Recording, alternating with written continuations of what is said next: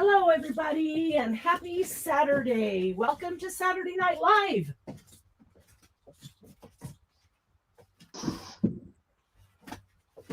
Glynis is guest hosting with me today on the panel as she's getting her stuff moved around her and prepared. I want to say hello to Margie and Laura for being in here early enough to make sure that we don't go live alone. Hi, y'all. Appreciate that. I have about a 12-second lag. Okay. All right. We'll just have to keep that in mind. Hey, Candy. Hey, Trudy. We'll welcome people as they're coming in, but we do want to say if you're watching on the replay that hello. We hope someday you'll be able to join us live on Saturday night. We do meet every Saturday night at 6 o'clock Mountain Standard Time. Hi, Sandy. Right now. Hi, Debbie. And the second and fourth weekends, the Saturdays of the month, are here at Happy Paper People.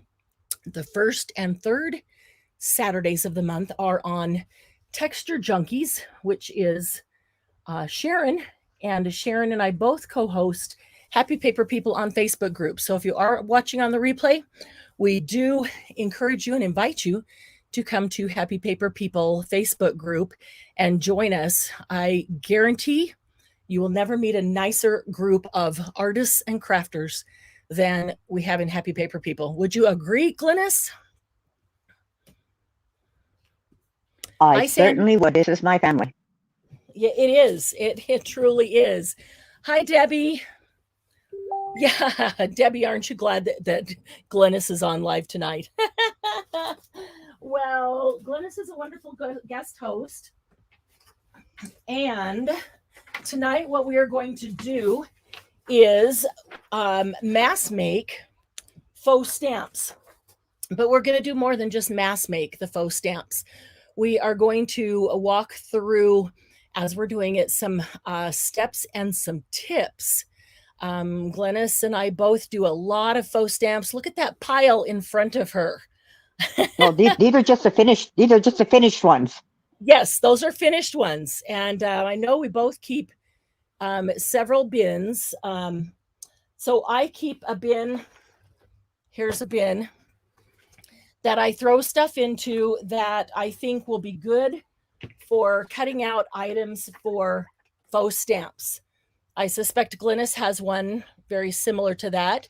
Yeah, this is the first level bin. Okay, so that's the first level bin where she throws in images that she has found that would be good for faux stamps. So then second level bin, what's your second level bin, Glynis? We've got a 12-second delay. But we'll the ones that are ready. The ones that are ready to be distressed and canceled. Everything else is done. Okay, so those she has already mounted or backed and cut, and they are ready to go. So, okay, my second level bin might be taking them from, my second level bin is like Glynis's first level bin, because I'm constantly grabbing things and throwing them in here. And then I will take them from here. And I have to cut out this little boxer face. Look at that. Look, kind of sort of looks like Lucy, even with that little white up between her eyes. And isn't that cute? So my second level bin is when I have cut them out and I toss them in really cute container, which would be just like Glynis's first level bin. And then, so I'm not going to go on to the next steps yet, Glynis, because let's walk them through how we find the images that we want to use to make faux stamps. And we will go through the whole process as we do this. And then don't worry, I have a sheet here, Glynis's faux stamp tips, and that will be put into the group so you can all print it out or refer to it there. And Glynis, why don't you start with giving them some ideas of where you look for items to make faux stamps, images? I have 3 favorite spots. I guess everything is going to be, let's see, which way do I have to put this? Put the top. That works right there. That's perfect. Nope. Nope, back the other way. There we go. Yep. Okay, magazines are my first. I also like getting them from stamp albums. I go through and I find they're ready made and they just have to be colored and cut up. And my third place that I get most of my cards, probably what I get the most from, are from greeting cards. Oh, I love greeting cards for this. Okay. So, yeah, I use all those as well. Any magazine, it doesn't matter what the magazine is. In fact, I'll run through a couple of, those things don't belong for tonight. A couple of things here. These I just tore out of the advertising magazines that they send to your house. And they're literally just full of ads of all the local businesses. So I flipped through those, see if there's any business I'm interested in keeping their information, or if there's any small images that I want to keep. And that's where I got the pianos and the little boxer. I also always look at wrapping paper. This is unusual for me to get wrapping paper like this, but I did get this piece of wrapping paper that is, look at these, cool, full of stamps. Oh, that's cool. I want to put them all out, and obviously it's really cool. Have to pick and choose, and they overlap, so I'll only be able to get the ones that are whole. But boy, that's that's the ones that aren't whole. The ones that aren't whole, you put around at the edge of the page. Yes, exactly. Or I was just going to say that sometimes, where's a good example? Okay, right here. This is a perfect example right here. So I might, that flower, the flower too. The flower one's a good example. And then whoever that is, I can't tell because it's a very, very old image. Whoever that is, I will cut those out, just exactly what we have there. It's not a full square or a full rectangle. That nativity is a good example as well. And do the exact same process. You do that too, don't you, Glynis? The same process as we do with the others? Oh, yeah. With the backing. You get to see images everywhere after a while. Yes, your eyes become trained to look for them. So what Glynis was saying was then I found this somewhere in a scrap bin that I'd start slapping some stuff on it. But say you're putting down some stamps, you can put it at the edge of a tag so it's going off of it. Nobody knows that it wasn't whole to begin with and you just cut it off. Or often I'll put a little grouping of maybe 2 or 3 stamps and something else, or a stamp with a flower by it or a bug or a, whatever it is. You can always cover it with another stamp or with something else and keep the cool part of the image. This is just an offcut from paper, but go ahead. That'll be backing. I really like using ideals images too. And sometimes I'll come across a page that the whole page, doesn't fit.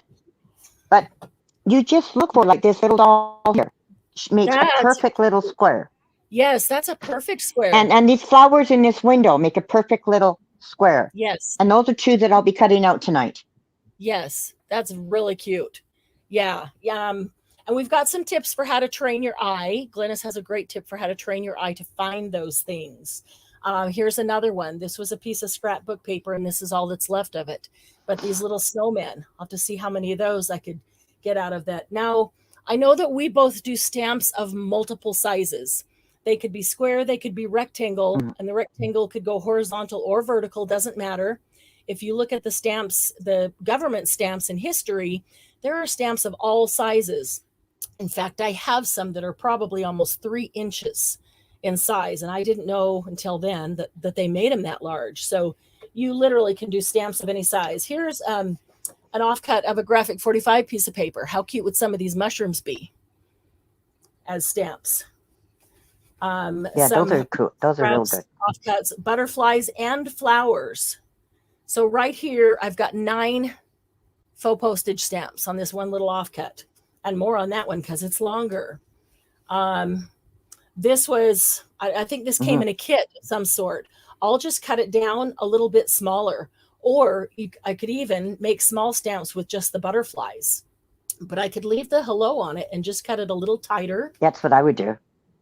Same thing here. I'll leave part of that rose so I can pick up some of this gold And the butterfly, same thing here. The butterfly with some of the gold. Now this is a piece of scrapbook paper as well that had stamps on it. So I can probably get a few good ones out of that. I know Glynis is always looking for trains, and I love when I see an image like this. This is scrapbook paper. I'm sorry, it's not scrapbook paper, it's cardstock. This one is cardstock as well. It's scrapbook cardstock.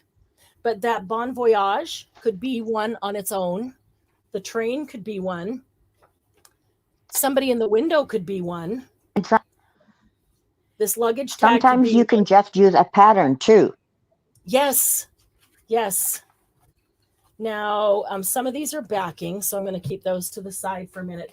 A couple of other ideas of places that I like to get them.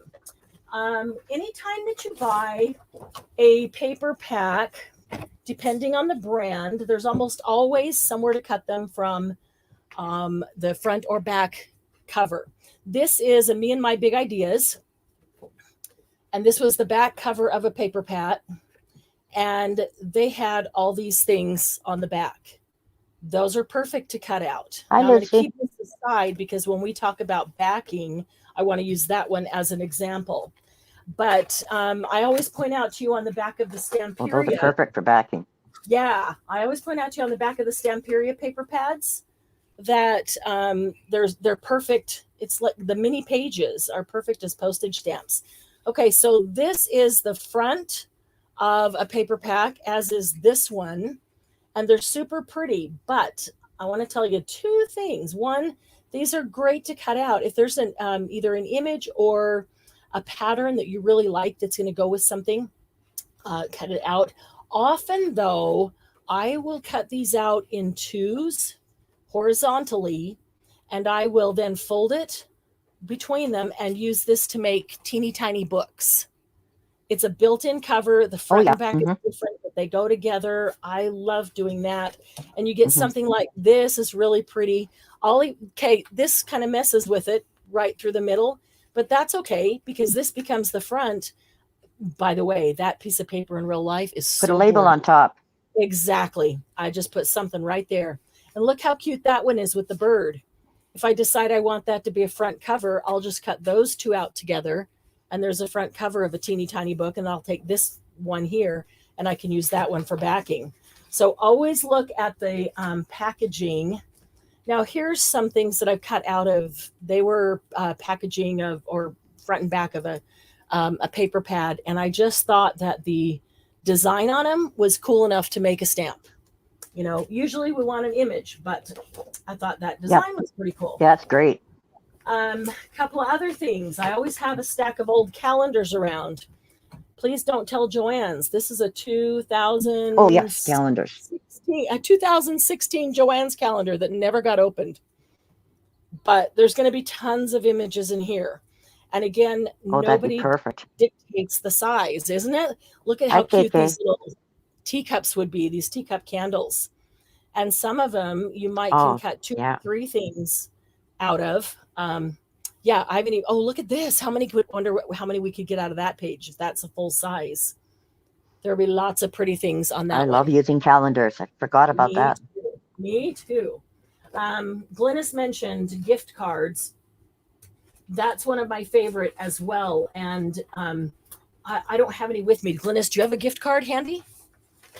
Oftentimes when you turn over the back of the gift card, I do, but I'd have to move my video. Just wait a second. No, it's not handy.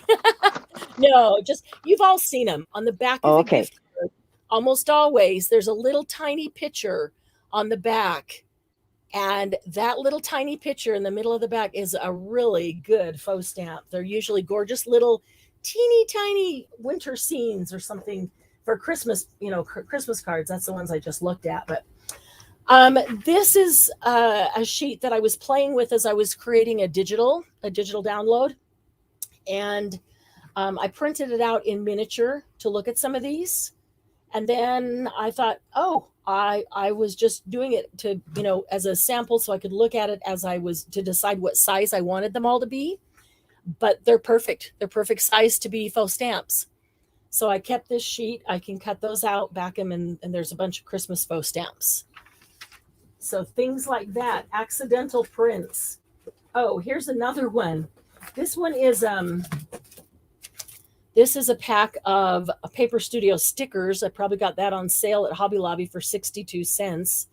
And each one of these is a peel and stick sticker, already shaped like a stamp, already cut out. All I have to do is peel and stick that on the backing, which we'll talk about next, and then cut it out with my fancy scissors. I think there's 2 sheets in here. No, maybe not, because it says 30 pieces. That's probably 30 right there. And there's 30 faux stamps right there. So that's perfect. Here's another piece of scrapbook paper that I'm not even sure what I did. I think I probably cut out circles of the back because it's just kind of grungy, but I'm not sure that I would ever use this side for anything. I like the pineapples. But yeah, the pineapples would be super cute. This little bike would be super cute. Look at this little anchor. That would be cool. The butterflies are great. And if you're doing a summer journal, even the sandals, there's a lot of components here that you could use. So I will cut those out. And then something like this is one of my favorites as well. This is a piece of cardstock. This is actually from 13 Arts. Some of you, I don't know if we had, no, we didn't have. This is a single, or it came out of Time Flies from 13 Arts. And I like this side, but this is not something that I'm like, oh, I'm in love with that. I have to use that. When I flip it over here and there's, I don't know how many, 150 moths and butterflies, I'm looking at that going, wow, look at all the faux stamps. Yeah, I'd fight for this one. So that's a perfect one. Oh, just so many places. What we're trying to do is get you to think about when people say, well, I don't have any images for faux stamps. You do. I promise you. Wouldn't you agree, Glennis? You do. You always do. And it gets to the point they're addictive. I'm always cutting out little squares now, all the time. Yes. And it gets to the point. Laura got me started on this. It's her fault. It gets to the point where you have more stuff than you can ever turn into stamps. Always. This is some. Oh yeah, always. Came in the mail. Look how pretty that is. Now, oftentimes I will find larger images on some of these things, and I don't discount those. I save them and will still back them because they can be used. Oh, I would fussy cut that though. That would be pretty fussy cut. But some of them make a good tip in, or a good pocket, or a good strip on a tag with other things, layered on it. I hadn't even, you could make faux stamps and cut out individual daisies. I hadn't opened this one. I just opened it now, but even that's not too big. Oh yeah, for a faux those are good. Yeah, you can just go to any section of it and do that so that you get some green and some lavender. You don't have to use the whole. Yeah, there's always that would be pretty fussy cut with the things that you do. Anyway, everybody gets stuff in the junk mail. Oh, wow. The junk mail is such a great place to find stuff for faux stamps. Boy, that right there is just a plethora of stuff. I want 2 of those to fussy cut though. I just tossed it in the bin. These are harder to fussy cut because of the paper. It's very thin and it's kind of glossy. My suggestion is that you back it first. It gives it a little bit of structure as you're fussy cutting. So this is just a single sheet of cardstock. It's a Christmas thing, obviously. And I had cut some circles out to use for something. And so then I kept it because when I look at it and I say, well, what's left? I could use this Christmas collage and make a faux stamp out of that. I could probably use parts of this ruler and make a faux stamp.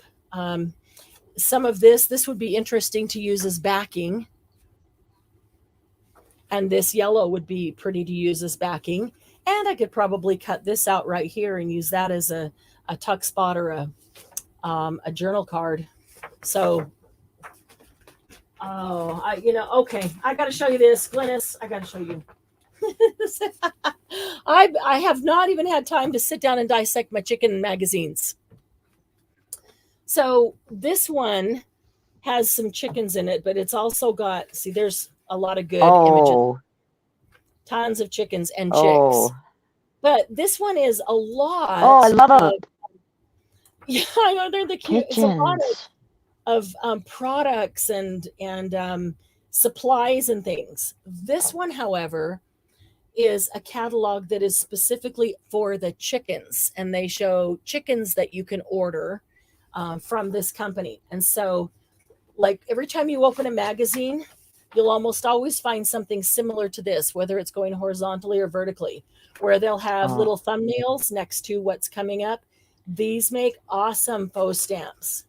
But this entire catalog, and the ones inside, yeah, I love little tiny, I love little really small tiny stamps, so the ones inside for me would be perfect. I like making very small ones. You get this one here, and then you get the teeny tiny chicks next to them. Oh, yeah. So let me share a secret with you guys. There are, I'm sure that there are in Canada as well. You could check, Glynis, but there are several companies in the U.S. that are suppliers of chickens and chicken products. You can go online and request one of their catalogs. I'm not going to say that too many times. I will do that. But yeah, here's a name, guys, in the U.S. Here's a name in the U.S. Here's another name in the U.S. Okay, but there are 4 or 5. I'm not singling them out. Don't get me chicken stuff.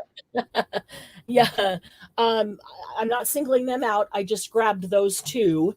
I do have others because we have, lots of chickens around here. So we're not, okay, here's another one. I just about tossed this because I have so many things of this type. This is just one of those books. Oh, who did I miss? Hi, Lucy. Who else came in? Hi, Joni. This is one of those books that I would tear up and use for collaging. Has lots of wonderful stuff in it for collaging. And I almost tossed it because I thought I've just got so much and I just don't have room to keep it all. And then I did a quick flip through it. And it's a pretty thick book. And every single thing they talk about, they have an exercise to go along with it. And every exercise has this cute little tennis shoe right by it. And I thought, I got to go through and rip out the tennis shoes. I got to cut them. How cute would that be as a faux stamp? Yeah. Yep. Now that mouse trap's pretty cute. We could find something to do with that. But, and this, look at this one. This is a pencil. That would be cute too. So, pretty much everything. Yeah, I like that twisted pencil. That's neat. Yeah, I do too. Oh, do you ever feel like this? Here. Oh, yeah. The cruise flyers are awesome. Oh, because they're all full of nature and scenes and everything you're going to see everywhere. Yeah, that's a really good idea. What is have enough scrapbook if you're looking at nature scenes, don't forget to also look in the water. Because if you cut those out and turn them upside down, people don't know it's a reflection. Yes, that's true. That's true. Margie, that is a good point. If you say, I have so much scrapbook paper that, I don't even need any more, that's great. Grab your scrapbook paper and cut out of your scrapbook paper. Because, okay, test time. 2022 is the year of 3 things, right? Glennis is going, oh, Organized. No, you didn't tell me there was going to be a test. First, it is the year we all work on getting organized, right? And we're doing that on Tuesdays tips in 10. It's really going to help us with that. And number 2, it is the year. Hi, Michelle. Hi, Michelle. Napkins on book pages. Oh, yeah, that's a great idea. And then cut them out. Beautiful napkins. They have great images on them for faux stamps. The second thing is 2022 is what? Is the year, a quiz. I know. It's the year that we release our creativity. To buy more paper. And we're doing that with Monday's Jumpstart. And then the third thing is, what was it, Glynis? Buy more paper. Before we can buy more paper, we got to use more paper. It's the year that we use our supplies so that we can buy more supplies. As Debbie says, the year I use my paper so I can buy more paper. I love it. Because we all love pretty paper and we all want to keep buying more, but we got to use what we have. And so I want us to dig in and use the things we have so we can look at something cool made of it. And then we won't feel bad and beat ourselves up when we want to buy something new. So here's another tip. Let's say you have a book or a page that has all these fussy cut things on it. This is from Minte's Love Letters. So let's say I have the Love Letters pack and I'm making a book or an album or a folio or something out of the Love Letters pack. And I want to use some of these fussy cut images to... Hi, Sylvia. But, hi, Sylvia. I'm not quite sure what to do with them. And I don't want to just fussy cut everything and then slap it down somewhere. I'd like to create some interest. I'd like to create some texture. I'd like to something to be different, from one page to the next. You can come in here and pick your image. This would be a super cute one. The record player would be super cute. The typewriter would be super cute. That little envelope, yeah. Yeah, use it, back it, and make a faux stamp out of it and use it in that particular project. So it matches. It's part of that line. You can make your faux stamps specifically to go with a project out of that line's things. And all you're doing is creating interest and texture, which is awesome. So that's something to keep in mind. And that might even be out of here. Say you're using, some clock faces from the junk book. The whole book is fussy cut stuff. You could cut something out and use it as a faux stamp. This may not have been, here we go. These are perfect examples right here. This fits. I want to put it in. I don't know where to put it so it'll have an impact. I don't want to just slap it on a page and it kind of gets lost. Even this card. This card's about 2 inches tall. That would be a super cute faux stamp. Distress the edges so it stands out. Yeah, lots of stuff in there. So keep that in mind that you can specifically do something. This is from some old pack of something. I think I've been kicking around since the 80s. I'm never, ever going to use this as a to or from on anything. Perforated edges, it looks like. Nope, they were cut, but you see all the dots of where it was cut. But on the back is this pretty little bowl of fruit. Now I can use that as a faux stamp, and I would use that where I would never use it as a gift. So that's I was going to say in a nutshell, but not a nutshell. That's in a long nutshell where Glynis and I find our images to use. And like I said, sometimes I find things that are bigger, some little tiny things out of the newspaper. Sometimes I find things that are bigger that I think, I don't want to cut that up. That's pretty and sparkly.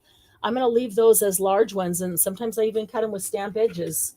But this came out of I think it was a Martha Stewart Living magazine.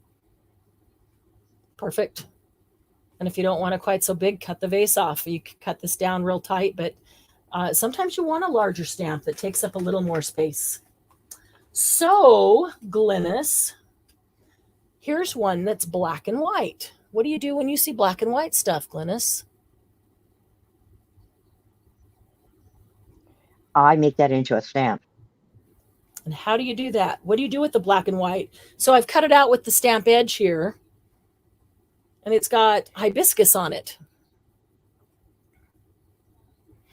Would you take some... Are we going into background papers? Is that what you're getting at? Yeah. Is that... yeah, that's number 3. But I think of this with number 1 because it's cutting. Because it's when you cut it.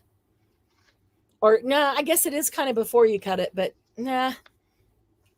Anyway, black and white. Glynis and I would both take this and take, whether it's an alcohol marker or colored pencils or something, and just add a little bit of color to the black and white. Oh, yes, I see where you are. Okay, Is that what goes you? to Okay, my postage stamps that I like to use. Yeah, and that just really makes a black and white pop. Oops. So those postage stamps, we have a glare. It makes it more interesting. Yeah, we have a glare. I'm trying to figure out what it is. And I find green. It's the overhead light from the bedroom. Okay, yeah. It's coming from in front of you, which is our left, the glare is. But when you moved it up, that was better. Could see it now. Yep. So those are black and whites, and you don't want to necessarily... Go ahead. Wow. I take my distress ink. I like using green, yellow, and red. And I find it better to distress them before you cut them out. And then I distress them. And when they're ready to cut out, by 9 seconds ever hurries by, they've got a lot more color and interest. And once they're cut out, it just makes them look, it gives them a really nice look. And you can make them as dark as you want. Yeah, it gives them a better depth. I'll darken those up a little bit. Like this particular row, I picked because it's sports. And I find sports stamps are a really nice thing to, they make really nice cutout stamps. I pick a lot of, when I go through my stamp albums, I pick out sports, animals, butterflies, buildings, and people, if they're people I know, like Churchill or something.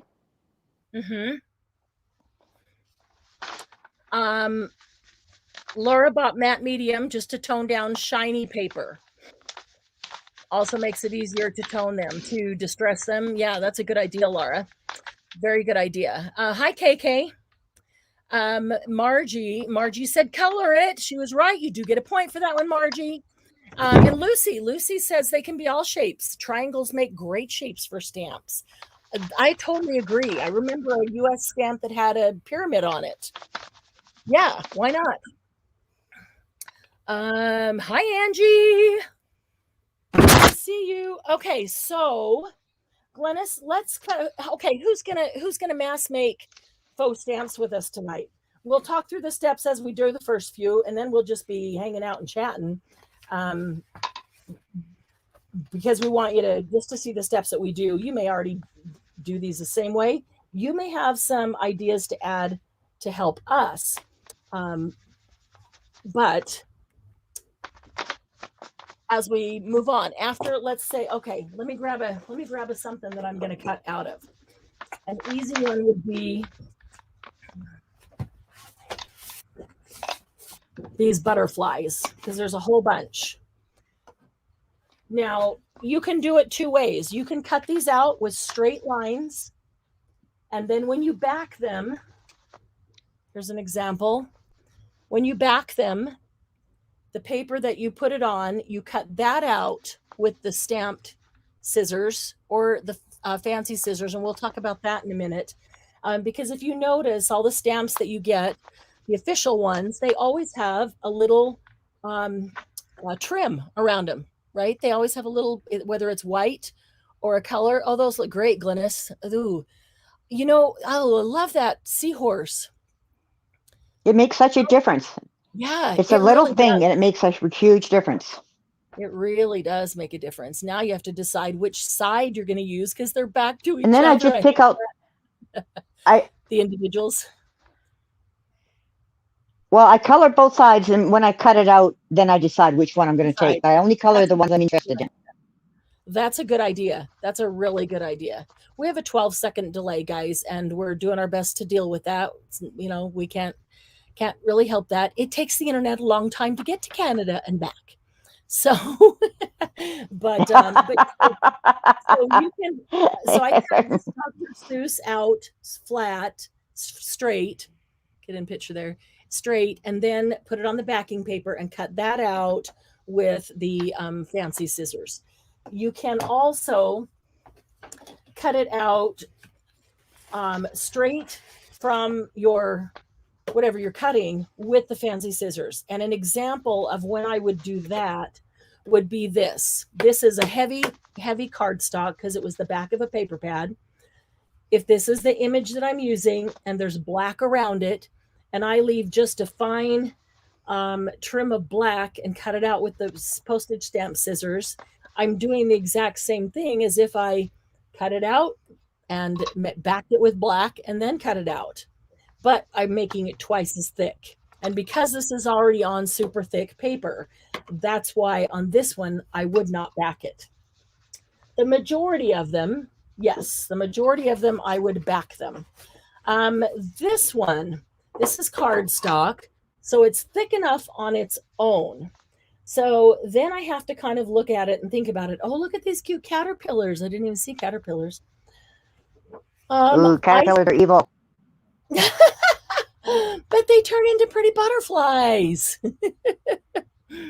I think that because I know that you can see the kind of muted, aged look of this paper, how it's, what do you call this? Color washed. It's kind of washed out in a lot of places. I think that these would look way better if they had something dark around them to make them pop. So that makes me think that I would want to back them. It is strong cardstock though. So what I might do then is cut a couple of them out and back a couple of them and take a couple and just distress them directly, cut them with the fancy scissors, distress them, even with a darker ink, and then see which I like the best, or if it makes any difference. If it doesn't make any difference, I'm just going to cut them right out with fancy scissors because sure makes it easier, right? But another deciding factor might be if they're too close together and I don't have really enough room in there, I can just slide in with a straight line cut. Then I can put them on a darker background, just to get enough to make a stamp with. And then the edges make it just a tiny bit bigger. So you don't want a huge border when you back them. If you look, where did it go? Here it is. This is a good example because they're made to look like stamps, even though they're just stickers. I could grab a regular stamp. This one doesn't even have, this one doesn't have any border at all because they're just stickers. So I'm going to take these and I'm going to back them for sure because they have no border at all. I was just looking at some stamps.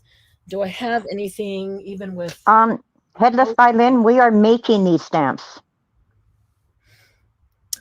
Hi, Headless. Remind me what your name is. Shoot. I know who you are. I know who you are. I do know who you are.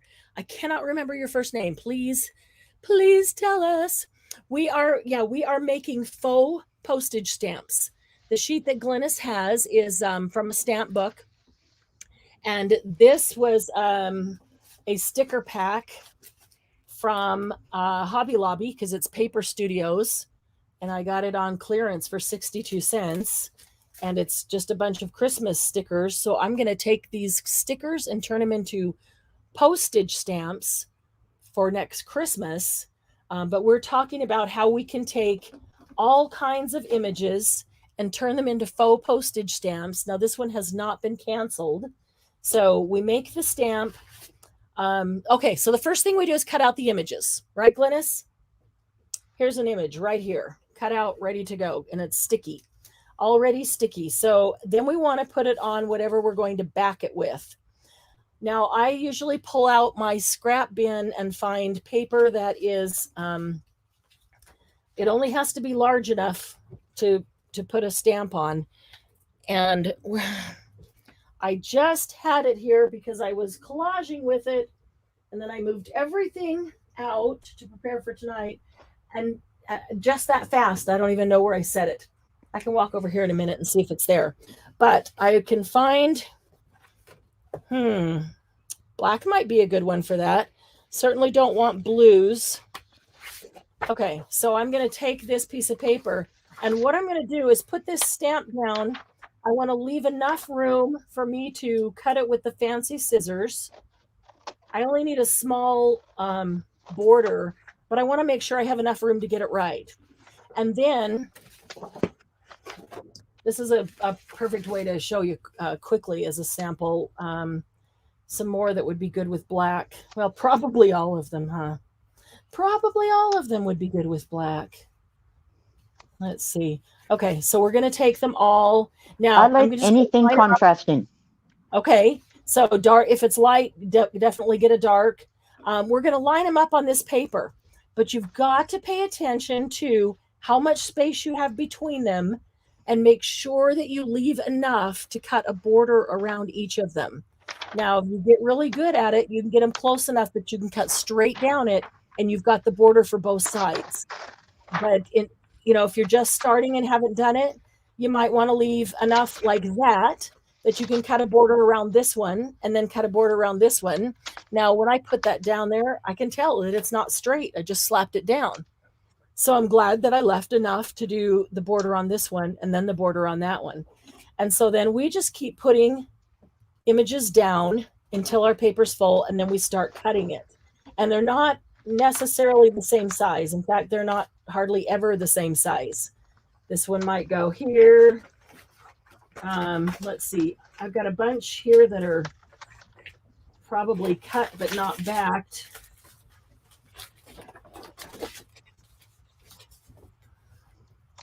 That one's already backed. This one says animal tracks. Now, sometimes I cut that centerpiece out that's going to be the stamp. Sometimes I'll cut it out with the stamp scissors, and sometimes I'll cut it out with straight scissors or the cutter. I don't cut very straight, so I like to use my mini guillotine cutter. But either way, it doesn't matter. I'll still back this one, and the inside can have the postage stamp edge, and the outside can as well. Now, that's leaving just a little bit here. That's not too much. I could turn something sideways, but maybe... And see, I haven't glued these down, but if I turn this sideways, then I could get another here and it would make more sense. So some of these have already been backed. This one hasn't been backed, but I think I might like something lighter around that. Okay, here's another one. This came off of some packaging of some sort. And they're teeny tiny. There's 4 of them on there and they're teeny tiny. And I cut it out like this because I was debating, do I want to do this as one or do I want to cut them apart and make 4 little ones? And I think I'll do 4 little tiny ones. They could go right here. So I need to cut them apart and then space them out enough to cut the edging. Here's one. Y'all recognize that. That's a mini card from a Minte Woodland. And it's super cute with the edging already on that. But look how much cuter it is if you put, of course, you got to get something that's in the right color family for that. But maybe even white. White is too light. I'd need to get a brown or something. Even black might even work. Look how much cuter it is if you get just a little bit of a border there that makes it pop. So here's another one that I took out of a Minte offcut. These are just little tiny lanterns. You've probably all seen stuff like this. This came out of a advertising magazine. We get those all the time in the mail, little advertising magazines. I think both of these actually. I think these are the cards from the Minte, the small book, the 6x6. And I thought they would make super cute stamps, faux stamps to use in the project that I was going to do that one with. So once we'll go through and we'll cut out a ton of images. Then we sit down with the images and we put them on backing paper. And it's easier when you have a whole bunch because you can arrange them, decide where to put them down to make best use of your paper if you're using a big piece like this. Here's another one that would be, especially a teacher book, or if you're doing something about traveling or journey or adventure, that would be a really fun one. And on black, that would be really good. So, Glennis, is that what you do? Put a whole bunch down, cut out a bunch of stamps, and then glue a bunch down, and then cut a bunch out. So we're doing them in kind of in steps, doing en masse in steps. Yeah, I do it in math. And what like to do is when I'm harvesting different magazines or things, I find images like this particular one here. I I don't want to use that for fussy cut. The only thing I probably would use this for is to make an envelope. But instead, I call these background sheets, and I find there's usually lots of spots where I can glue these down that are contrasting in color. And then I just start, like you did, just glue them all down, just with enough room. But I find a lot of these, they've got a multitude of different colors that you can choose to go with almost any stamp you have. Yes. And I always have a selection of these ready, so I can just, and I do the whole thing. I glue everything down. I totally agree. So that backing paper can be from a magazine. It can be, this is scrapbook paper. I could choose whichever side, probably this side on both of them. I always grab my scrap bin and see what I can put down on the scraps based on their size first. And then if I need to, then I go to a full sheet. So I got to find my scrap bin that I just set aside that I was just using yesterday. So, okay, Glennis, shall we walk them through? Let me go ahead and cut. Yeah, I just started cutting a few things from the cruise catalog. Okay. And then we can take them through the next step. And then everybody, because once they're cut, that's where I get this step where these are all cut and ready to be backed. And I do a lot of flowers, but I'll do there's some horses from Minte or Stamperia, I don't know which one. This is from a little art book. And then some that I've cut out before from the stamp book and already inked. Any image that looks, glue those down. When you cut it out, it looks so different. Because you don't have everything else around it. Yeah. Now, guys, when it comes to cutting it out, don't say, well, I don't have the scissors that have the perfect little stamp edge, because I didn't have them for a long time either. And let me tell you, just keep going to the thrift store. I find these all the time at the thrift store. So every time I find them, I get them because somebody's going to need them. But any fancy scissors that you have, like this is a deckled edge, that'll work. I was going to grab a couple more. I forgot to grab them. They're right across the desk. I think I'll go do that because there are a couple others that I'll show you that if I cut them out in that and used them, you wouldn't even notice that it wasn't the stamped edge. And guess what else I forgot to grab, Glennis? my stamps, my canceling stamps. We need those. Yeah. Do you think you can hold the troops down for a minute while I walk to the other side of the desk and get those things? Will you guys promise not to get rowdy? No rowdiness here. I'm an old lady. Get rowdy. Get rowdy. Can't take any rowdiness. Margie, I'm talking to you. You're usually the instigator. What are you talking about? Shush. How can you say that? Oh, Margie gets me going. It's Margie's fault. Or it's Laura's. Yes, Laura gets me going too, though. She can be an instigator. That's hilarious. Oh, I just walked over here. One of the things with these cruise ones that I'm cutting out is that it won't always look like a stamp until you cut it into those smaller pieces. And then you'll get images that pop out at you. Like this is a tree. This one was just a head of a horse. That it didn't look like they were usable. And now, like in my next penguin journal, I'll have penguin stamps to put in it. And sometimes it doesn't look like a stamp until you get it completely done. The last step. Oh, yeah. Yeah.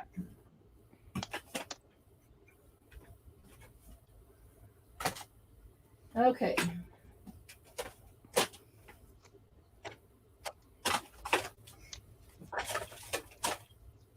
Let me see. I think they're in here. Oh, I hope they are because I don't want to go looking. Oh, was it the other day? Oh, they're not. All right. Well, I do think I know where it is. That's what I get for putting things back Just in their take myself out package of here instead of keeping them too. right by my desk where I'd use them.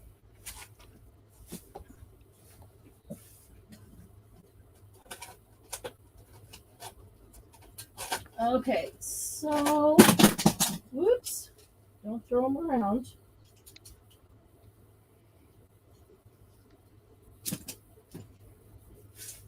Or do they pop out at you? You just crack the whip at them. Glennis, would you go ahead and share with them the tip for training their eye to find the little images that work as stamps? Okay, I'm just going to cut this piece of paper here. Okay.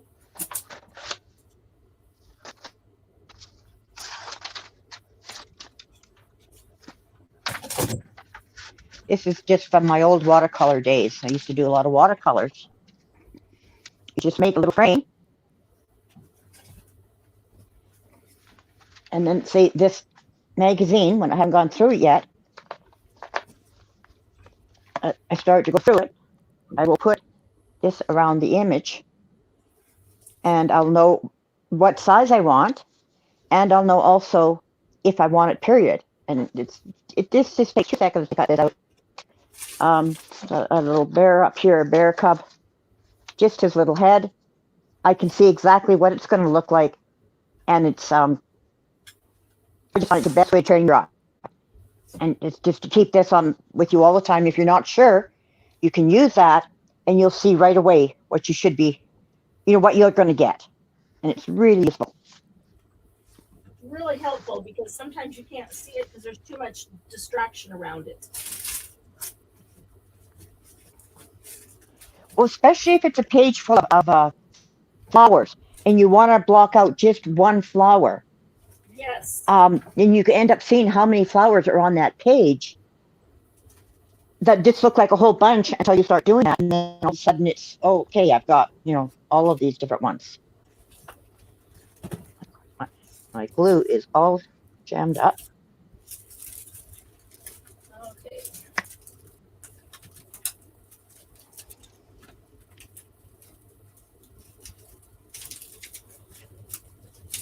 Well, Now I'll start gluing these down once I get my glue working.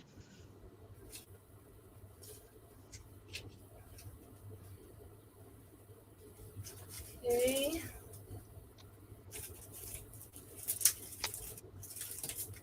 That's what I get for trying to put things back in their sets.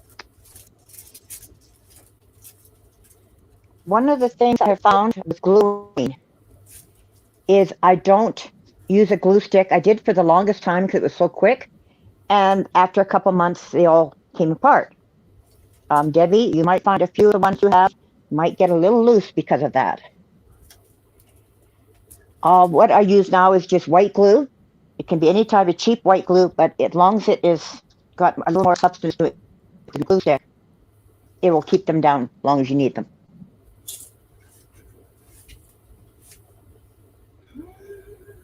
It takes a bit longer, but it's worth it to have them permanent. And I usually put them far enough apart, unlike Marianne, so that I cut around each one individually because I'm not very good doing the line in between them. I usually do too. Because half the time they're not exactly straight with each other, So I want to have enough room that I can cut around it if they're not exactly straight with each other. Because then I can go faster if I'm not worried about them being straight with each other. See, that one, I don't like how it looks, the sky part. So I'm going to move it over here to where the contrast is better. If I'm cutting out pieces of cardboard or chipboard or something that is heavier, I find I will clamp them down when I glue them. Oh boy, that sounded good. As my family used to say, save the pieces. Yeah, just the 2 plastic plates that I use when I'm doing shaving cream.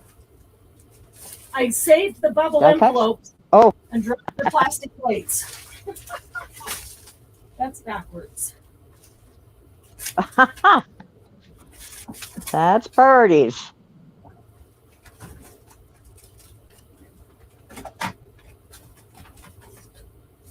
All right. Yeah, Trudy, the only thing I was using glue sticks for was for these stamps. Because I trusted them, and that didn't work.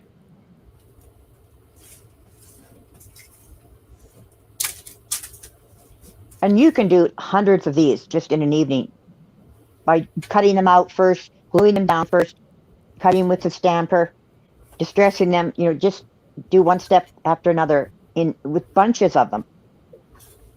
One of my favorite things to do while watching TV, watching a movie, is to just sit down with my bin of magazines and just flip through them. And I just rip out either a whole page where there's a lot of them, or I'll rip out whatever portion of the page there's a few on, or one even, rip out one image. And I just tear those out and toss them into a little bin right there. Then I end up with a stack of magazines to throw away, a stack of torn little bits to throw away and recycle as well, but with a smaller bin of the exact ones that I want to work with. And it's a quick way to whittle down all the stuff that I'm saving to a smaller container. And it's something that I don't have to pay such close attention to, that I can watch a movie with Doug while I'm doing it. All right, let's see. Okay, so I went and grabbed a couple of these scissors. Maybe you have a pair that looks like this. That'll work. Hi, Amanda. Hey, Sheila. I probably missed some other people coming in. I said hi to KK. Let's see. Let me go back here. I'm going to go way back. Way back, because we were talking and I wasn't watching chat. Let's see.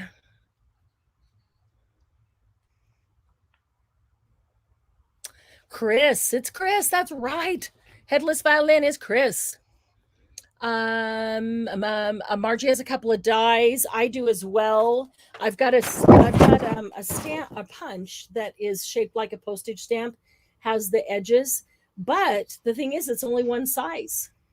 And so if my item fits inside of it, great. If it doesn't, then I can't cut it out with that anyway. Another thing that, in my experience, when I have these thin pages, like come in the advertising magazines or some of these, flower things they send out.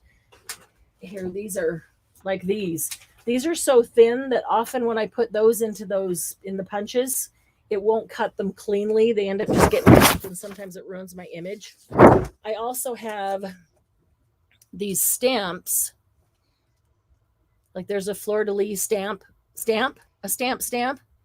a rooster stamp. Love this. That one just says please stamp here. So this is actually to make a postcard. There's the center, there's your address line, and so there's things like that. Let's see. You might have, what might you have? You might have a paper pinking shears. I don't like using my regular pinking shears on paper, but these are specifically for paper pinking shears. That works perfectly. Here's another one. You can hardly tell the difference on these edges when you use these on stamps. They all work wonderfully, any of these. Even this, take a look at that.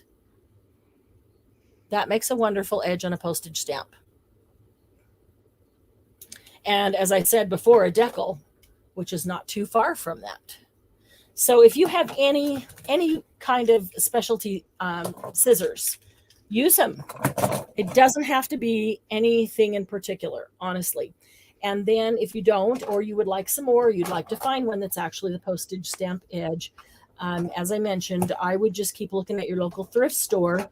And anytime I can find them, I grab them. So, because somebody always wants one and can't ever, find one, because I find them a lot. In fact, sometimes they have this huge bucket or barrel of these kinds of scissors that people have donated, and it would take hours to go through all of it. I dig as far as I can, and then that's that, you know. And I know if I just could dig down My problem is uh-huh. I find they're usually not very sharp. I bought them, the stamp edges, decorative Uh-huh. scissors, and I've got to throw them out. They're just so dull. Now, right now, this one works great, and this one not so great. And they're both the postage stamp edge. So I'm going to try cutting some sandpaper with this one and see if it helps. That's what I'm going to try to do. I don't know if it will. Good luck. You know, yeah. Some of you I know are using either rectangle punches or square punches. Those are perfect too for your inside image. And then you just have to cut out that outside square with whatever fancy scissors you want. Let's see. Oh, see, Glennis has one right there. I like using my.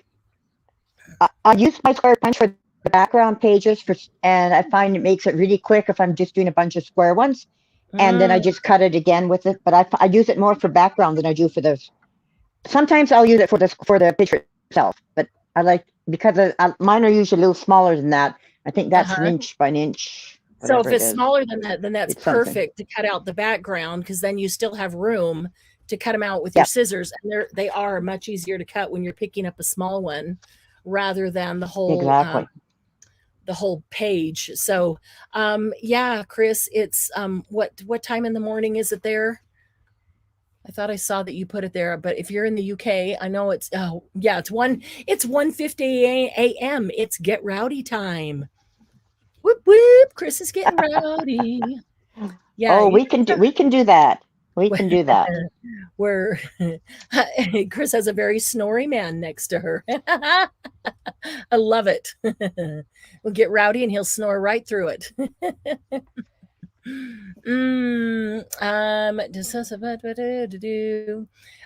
KK, I had some cutouts that had the stamp edge. I didn't want to hand cut those loops, but my whole PJ, but my hole punch worked. Yes, good idea. They're agreeing with you on the glue sticks. Use wild hello prints and the backing. Oh, that's cute for faux stamps. We can use black and white vintage stamps too. Looks good. Yes, yeah. If you have black and white vintage stamps, they look great on any of those wild papers, and also on your gel prints or things that have some great color to them, where maybe it's overload of color for some other things.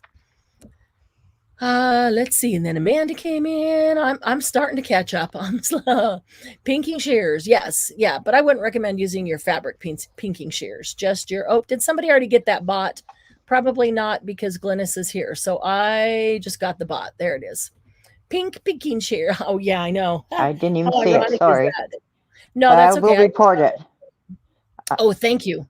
Yeah, but I also report it on top, and then it helps. Yes. It helps with you both. I appreciate that. And if I do it on StreamYard, I don't get the option to report it. So I always appreciate when you do that on YouTube. Well, even if I'm blocking them first on StreamYard, if you can report them on YouTube, it helps. Let's see. What about foil? That one's fun. If you were going to cut it, I'm assuming, Amanda, that you mean to sharpen it. People say punch your punches with foil or, your scissors to sharpen them. I haven't seen foil do a great job of sharpening much. Maybe a little bit if you make multiple layers of the foil, but just the one sheet of foil really isn't strong enough or rough enough to sharpen. Most of our tools now are so quality, good and strong, But sandpaper, I'm thinking, I will start with some fine sandpaper. It's got kind of hung up on itself, so maybe it's crooked or bent or something, and that may be why it's not that it's not sharp. It's just not cutting well because of that. Because this doesn't have quite the same sound, like it's scraping over itself, and this one cuts quite well. Here's another thing that I like to do. I have this roll of washi tape that has all these cute little pumps on it. So I'll put the washi tape down, put a strip of washi tape down on the paper, and then I'll cut between them, and each, because they're it's like a little square around each pump, and each pump becomes its own stamp. And so this is washi on paper, but then I will take this and back it because it really needs a frame, and that's what the backing does. But you can take it and try using a color distress ink around it and see if that does enough. Gotta go get some sleep. Oh, thanks for joining us, Chris. Hey, check out the other things that we're going to have going on this year. We're starting a bunch of new series, and we're going to have so much fun. Chris, if you haven't had a chance to come over to Happy Paper People Facebook group, join us over there. A lot of the other people that are in the some of the live streams that you join are in there as well. And get a good night's sleep and enjoy. 2 a.m. Yeah, that's about bedtime. about bedtime. Hello, sandpaper. You are mighty fine. Oh, Margie. Oh, that's awesome. Oh my gosh. So one thing you want to make sure is that you wait until they are dry. When you're gluing them down, wait until they're dry before you start cutting them apart. Because you don't want to gum up your scissors, especially fancy scissors with glue, because they're awfully hard to clean, much harder than regular scissors. Would you agree? Oh. I will not use my picking shears for cutting. No, I will use but my what paper. I like to follow I follow Tina at Chabby Dabby Judah. And one of the best hints I've got from her is to use these thinning shears. Yes. And I like the look they get, and they're really cheap. And because they're cheap, I feel like if I mess them up, it doesn't matter, and they just go along my glued pieces. Cool. And then this is the effect I get. To your left, or out in front of you. Out in front of you. Move it out in front of you. We can't see it. And okay, to your right, your right, your right, your right, your other right. Ah.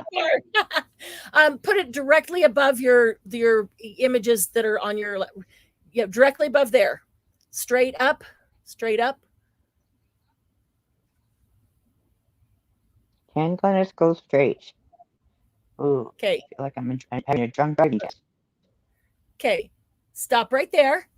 Stop right there. Okay, once you've stopped right there, I know we have a 12-second delay.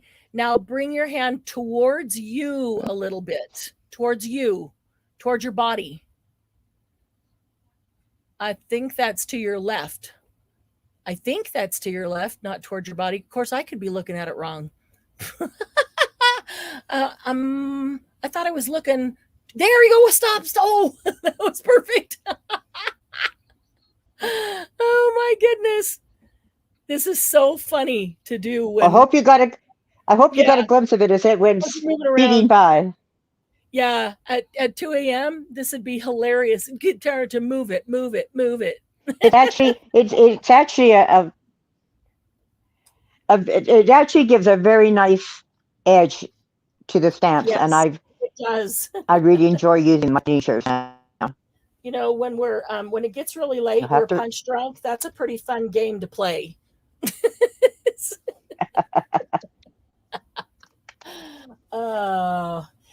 Margie, yes, those teeny tiny cards in those little teeny tiny boxes, they are perfect for faux stamps. I agree. What kind of scissors are? Oh, the scissors Glynis is using are thinning shears. If she moves them around, you might be able to see. There you go. The hairdressers use them. They're thinning shears. They don't cost a lot, but they do give a really nice effect on the edge. So if you don't have fancy scissors, if you have some thinning shears around, or if they happen to be easier to get a hold of than others, yeah, it is a lot of fun. That is a fun game when it gets late and we all get punch drunk. Yes. And I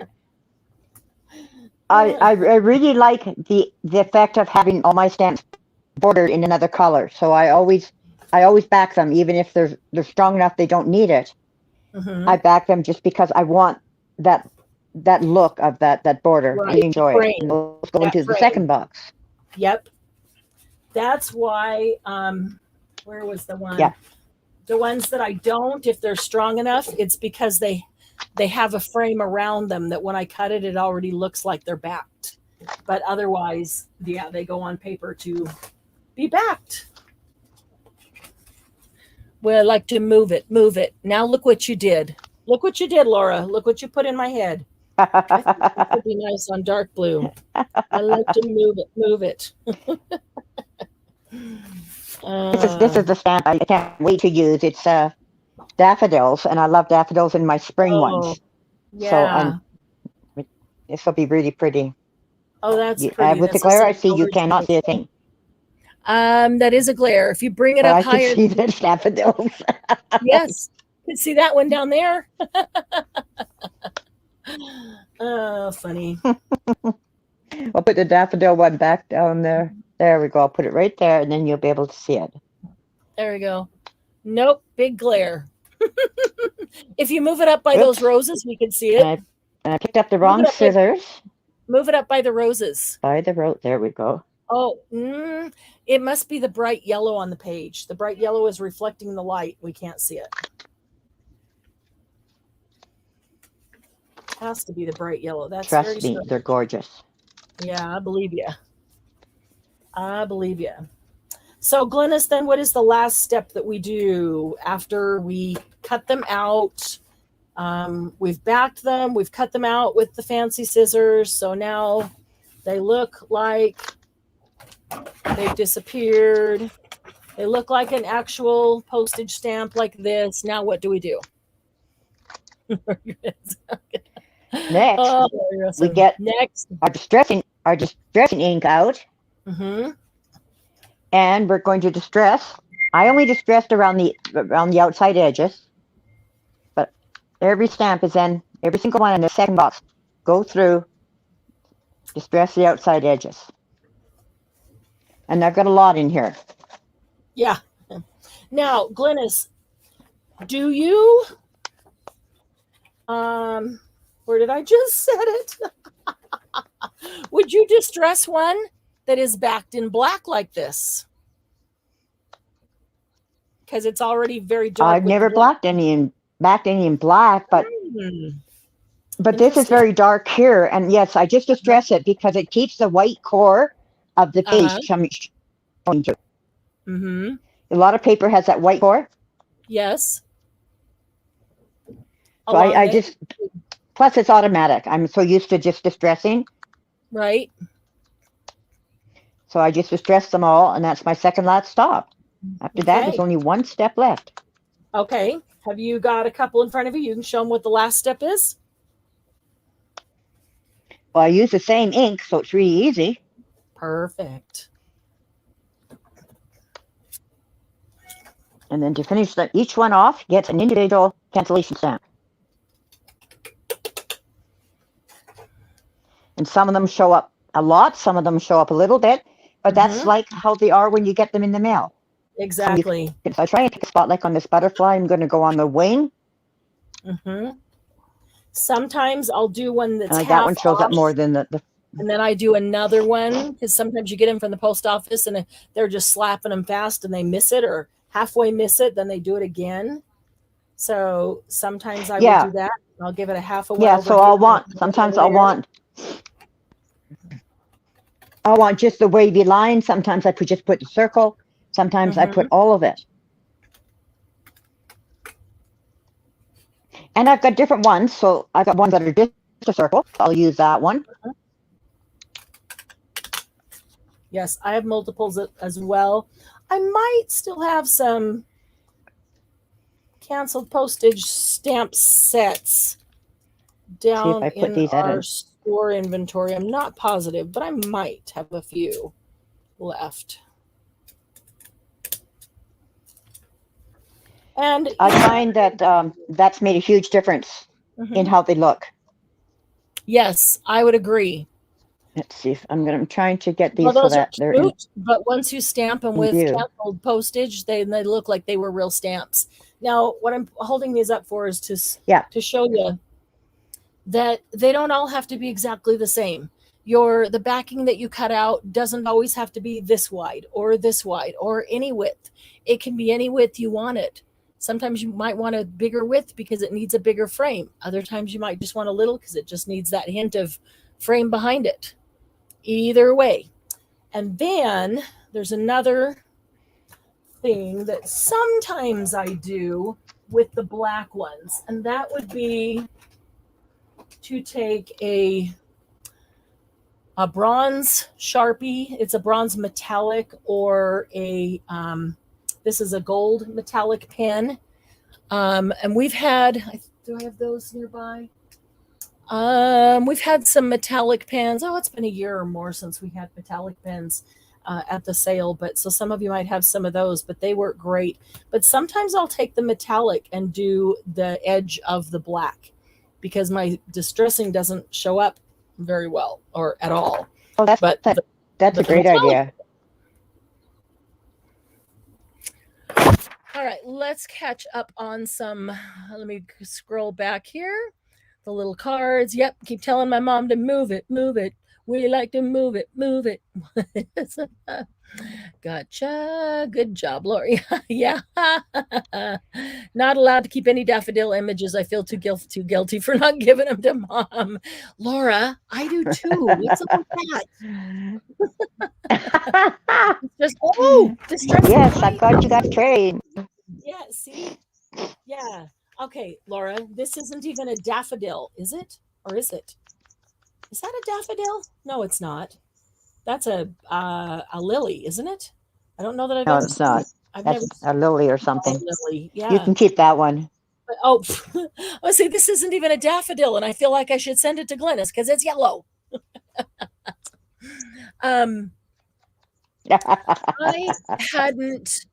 I hadn't thought about distressing it in white. I do have white ink. That is something that I should try, especially on the Christmas ones. And so because of that, I might leave a little bit. Boy, I keep setting them down and losing them right in front of me. Because of that, I think it might be good to leave a little bit extra width so that I could do the white. It would kind of look like snow and then still have the black there where this one doesn't have very much room at all. But I could put the white on, still have the black frame. That's a great idea, Margie. Thank you. Thank you much, lady, for the idea. Let's see. Or use some gold stuff. Okay. Or use some gold stuff. See? Sylvia would put some gold on the black. Nice. Sometimes I wait to cancel them until they're in their final place so that the postmark is also on the page or the card I put them on. Now, that's a good point, Laura. Sometimes, depending on where you put them, you want that cancel postmark to go off the faux stamp and onto the envelope or onto the page, the tag or whatever it is that they're on, especially if you put them on an envelope and stuck them in something. That's nice to have that canceled postage go onto the envelope. Same, I know, Margie. I just stamped them again. Oh, yeah, that works too. That totally works too. And those are our steps and our tips for faux stamps. And as I mentioned, we will have this sheet with Glennis McCee's faux stamp tips. And Candy's going to put that in the group. It'll be in the files, so you'll always be able to access it and print it out if you want. If you want to print one and stick it in a book that you're keeping of tips for yourself. Is anybody making faux stamps with us? I hope so. I haven't seen Candy in a while. Is that because well, of course, Laura's not, because I send them to her. Laura, let me just say, spoiled brat, is Candy, Candy, are you busy making faux stamps, or did you end up with a power outage? Because I know they're having storms down there. Margie, you're not Margie cut out a whole bunch before we even started. I know that.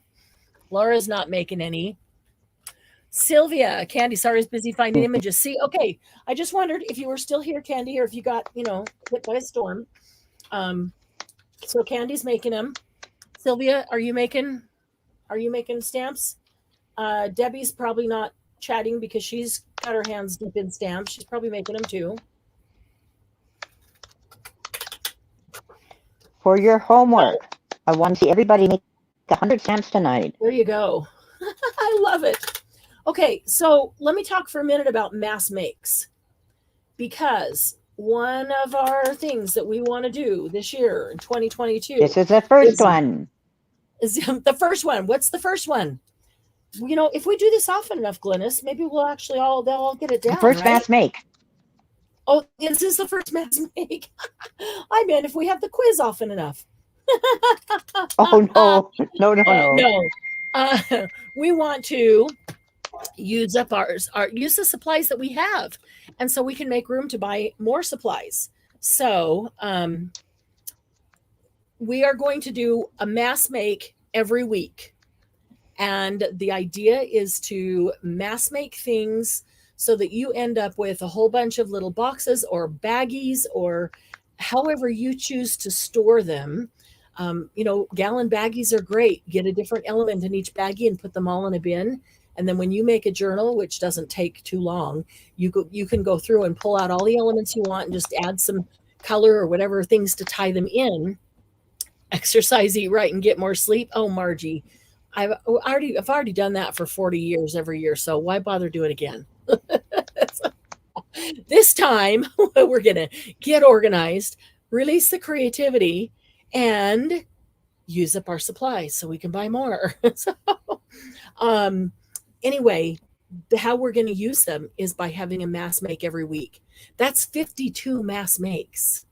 That's 52 elements for your journals that you can have a ton of ready to go. And that's a lot of paper and paper that maybe just sitting around right now that you can use and have ready to go for your journals or your other projects, because they're not just journals. We're going to do some other things this year too besides just journals. We already have. So typically the mass stamp that I'm trying to get in. This stamp that I'm trying to get in focus, when I have anything that is ready for one of my files, like flamingos or penguins, they go, as soon as they've got the final step done, they go into that file. So they're already ready when I go to do that journal. I pull that file, I'll have my stamps in there already. That's a great idea. That's a really great idea. Okay, I have to show you what Debbie's been making. I'm really impressed. She's never made them before. Check this out. I know that this is a piece of scrapbook paper. I'll bet that this is the offcuts, the little bits and pieces from around the world, because she just completed 2 projects with around the world. I'll bet this is the little bitty pieces that are left. But look what cute stamps they make. And then when she cancels them, does canceled postage on them. They look great. They look great. Great job, Debbie.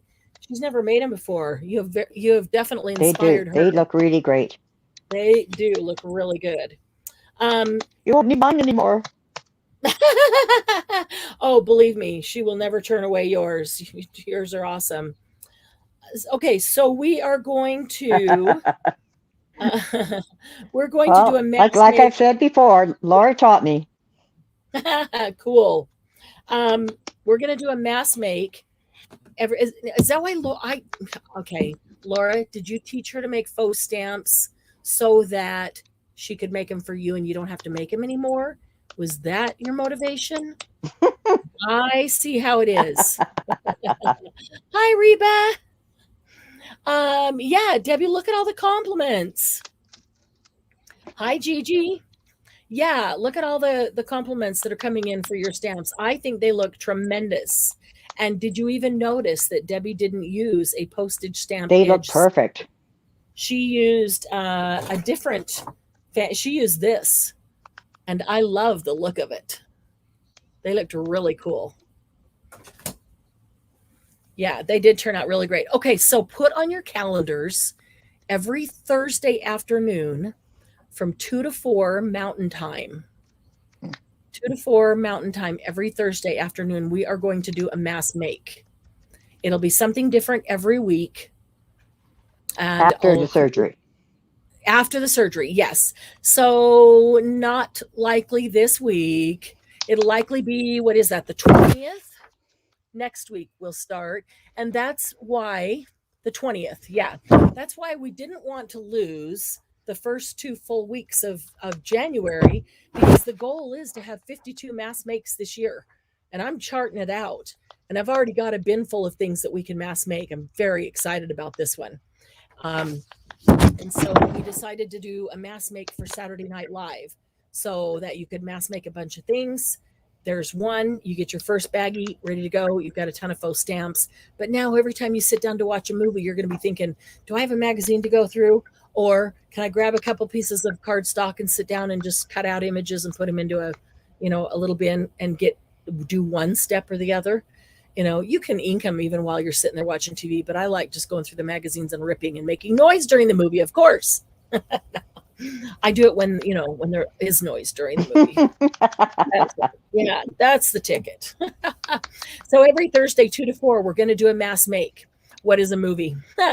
So if there is something in particular you would like to mass make, let me know so I can get it on the list, because the list is getting long. Because there are so many things that we can mass make. So here I am talking and not working, and I do need to mass make some of these. This is going to be a whole sheet of Christmas ones, which doesn't do me any good right now, but I still would like it out of my way and into my bin for ready for next year, so I don't have to think about. I don't care what the holiday is or when, what it is when I'm making them. I just do everything that works. Okay, so here's something that I'm notorious for doing. I cut them out and I don't cut it straight. And I look at it and I'm like, oh, the border, the frame is fatter on top than it is on the bottom. And then if you keep cutting and keep cutting, now you have to cut a little more off this one, then I cut a little more off that one. What I do is just line up. So one of my little notches in the scissors goes into a notch on the bottom, because I know that nothing needs to come out of the bottom. And then I just angle it in just slightly. And then I don't mess up my cut by only cutting part of it, because I put it right in the same notch that it was in. Yeah, I've had to learn how to do that well, because I don't cut straight. I'm not too proud to admit that. I just can't cut straight. My mind thinks in swirly swirls, and it does not want to cut straight. So I am known now as a dog to always have my little guillotine cutter on my lap when we're watching a movie, cutting things out. And that's why I love the mini. It's perfect to cut little things like that. So if anybody missed Mondays, I cannot believe we're a whole week into January already. If you missed Monday's Jumpstart, I suggest you go back and listen to it, because we had a great time. I have gotten so much feedback on that, that so many people are so very excited about the things that we talked about that we're going to do. And I can't wait. Honestly, I can't wait. I'm sad that we won't have one this Monday, and that's only because I'm in surgery. But I promise we will the following Monday. They can't keep me down that long. If you did the surgery live, you could sit up and do it. Oh my goodness, would that be amazing? Oh. Somehow I think they wouldn't do that, because Doug has asked to watch my surgeries before, and they always say, no, I'm sorry, you cannot watch, because we're both fascinated with all the medical stuff and would love to watch the surgeries, but oh gosh, no. No? Not your thing? I had three C-sections, and I did not want to watch any of them. And were you I could have. Yeah. The first one I couldn't have, but the other two I could have. Wow. No way.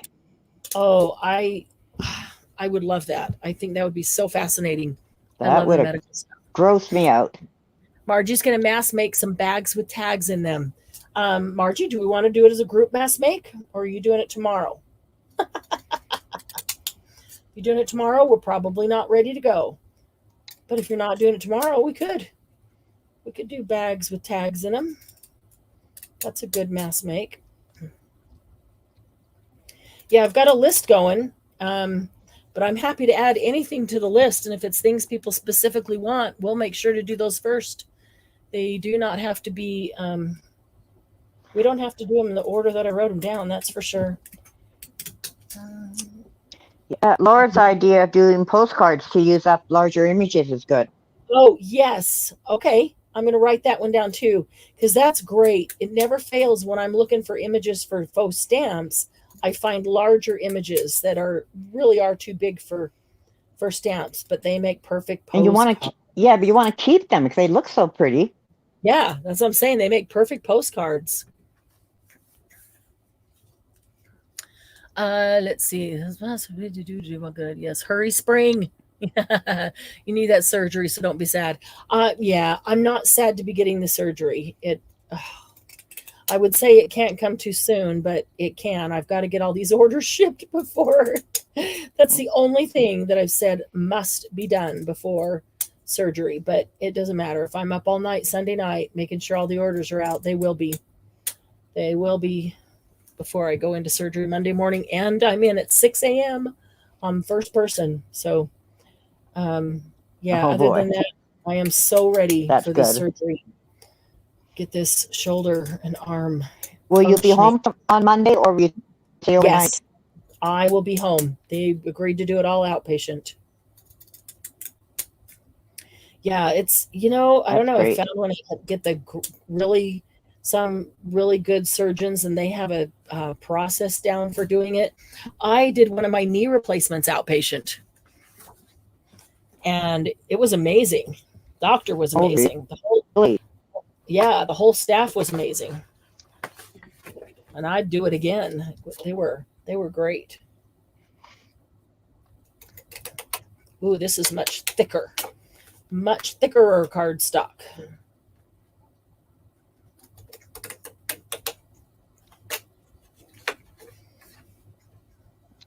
Laura, were you ever naughty? My little girl, I tried to give away every chance I got. I can't even imagine that Laura would be naughty. Oh my God. Well, when she was little, even. Yeah. Other kids would throw food on the floor. Laura would throw food on the ceiling. Seriously? That's an artist for you. Seriously. If everybody's doing it this way, I know what'll happen then. I got to try something different. I got to try something new to see what happens when you throw it up here. Oh, she did. I don't have to do what everybody else is doing. That's boring. Way to go, Laura. That's awesome. Well, like she says, I have no proof except that she's a spitting image of me at that age, that she's mine. That's hilarious. But that could be a coincidence. Could be a coincidence that she looks like you. Yeah. Mm-hmm. Yeah. I guess it could be. Not. Good thing she's my best friend. Yeah, no kidding. I think that's awesome. Really amazing to have that kind of relationship. And how much fun is that too, to share all this stuff with your mom or your daughter. Oh. Everyone has a doppelganger. That's true. She could just be your doppelganger. Yeah, crafting with her is just great. Yeah. Well, that's why the boys always called her mini mom. Oh, I thought that was because she was so bossy.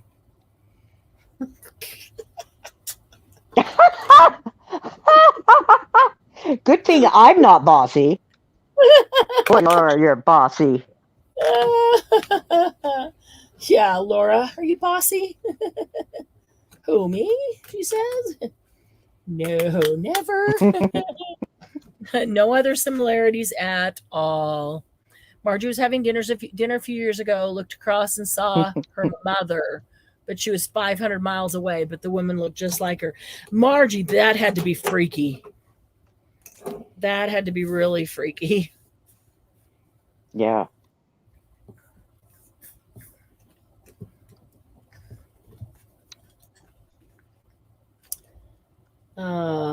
Let's see here. Almost done with these few. This one is really thick cardstock. At least they won't get destroyed, that's for sure.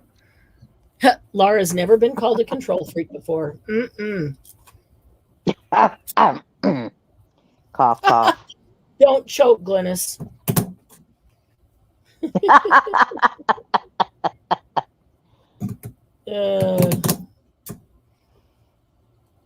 Don't choke trying to be nice and hold it back. Because I always beat them to it. Yeah.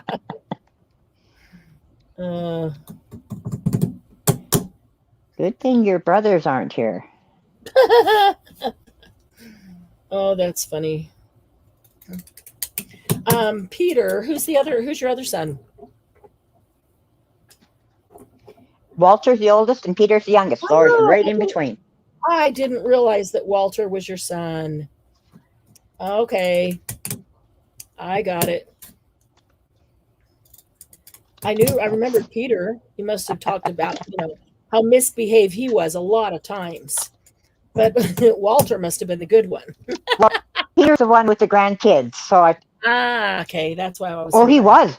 He never cried when he was a baby. He was eating no problem.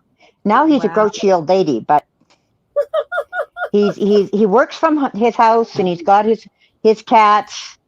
Yeah. And he's the cat lady. Different now. But boy, as a child, he was so obedient and he was so clean. His room was spotless. And then I had Laura. And she messed them all up. So when I was pregnant with Peter, I kept saying, I don't want another girl. I don't want another girl. I don't want another girl. And then Tom said, well, what if we have a boy like Laura? And I had to fit. Really? Not after Laura. I don't want another girl. That's hilarious. What if we have a boy like Laura? I didn't know she was going to turn out so fantastic. Yeah. Based on her childhood. Oh, come on and put that in the pocket. That's funny. Oh, Laura. That's pretty awesome, though. I would not trade her for anyone now.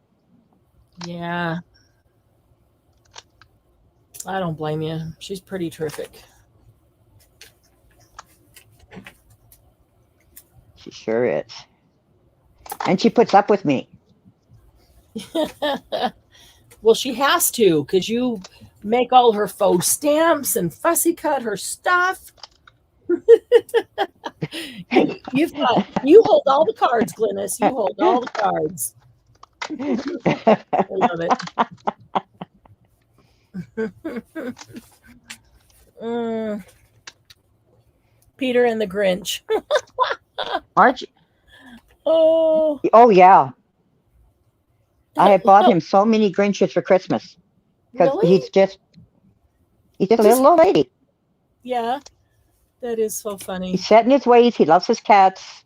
Yeah, and he's happy. He doesn't plan on ever being married. Yeah, he's just happy as a clam, just how he is. Leave him alone, right?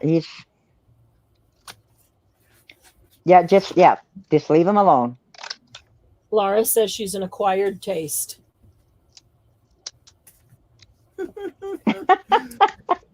I personally thought she was pretty easy to acquire.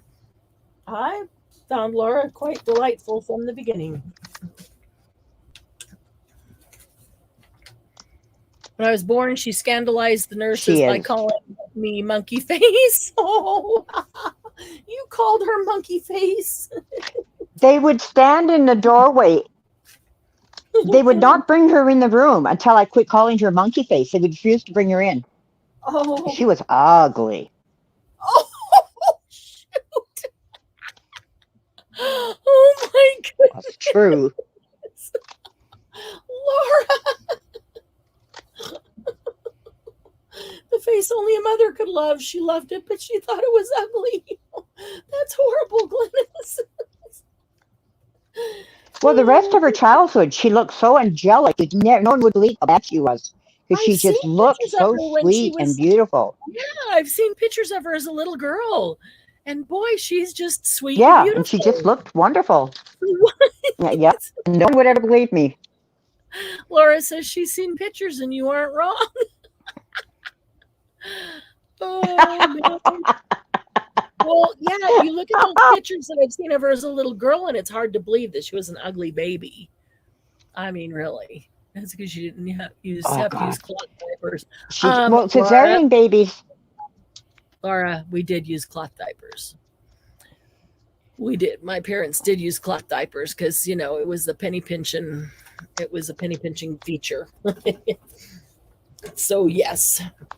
I'm going to cut a few of them out with these scissors and see. So, yeah, I remember having to empty out and wash out my... Boil the diapers. You had to boil the diapers. And yep. Uh-huh. Yeah, such fun, huh?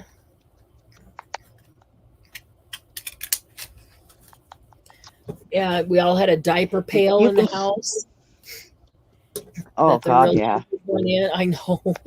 Once there was a diaper or two in it, you didn't want to open it to put the next one in anymore. Oh.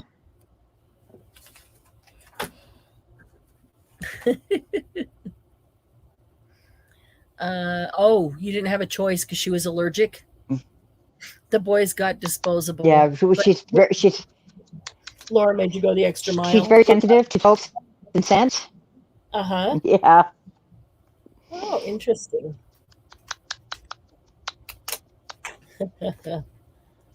I'm sure that I had cloth diapers because everybody did in my house. Oh, even those younger than me, because I remember changing them.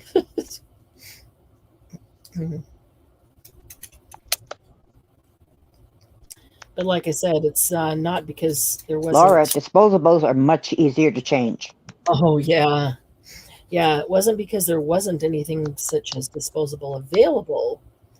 It was more cost-cutting. Oh, excuse me. Yeah. Yeah, I think they're expensive now. They were even worse back then, but they are expensive. It takes a lot of money to diaper a kid for 18 years. I mean, you know, what? Sorry, Laura, I didn't mean to blow your secret.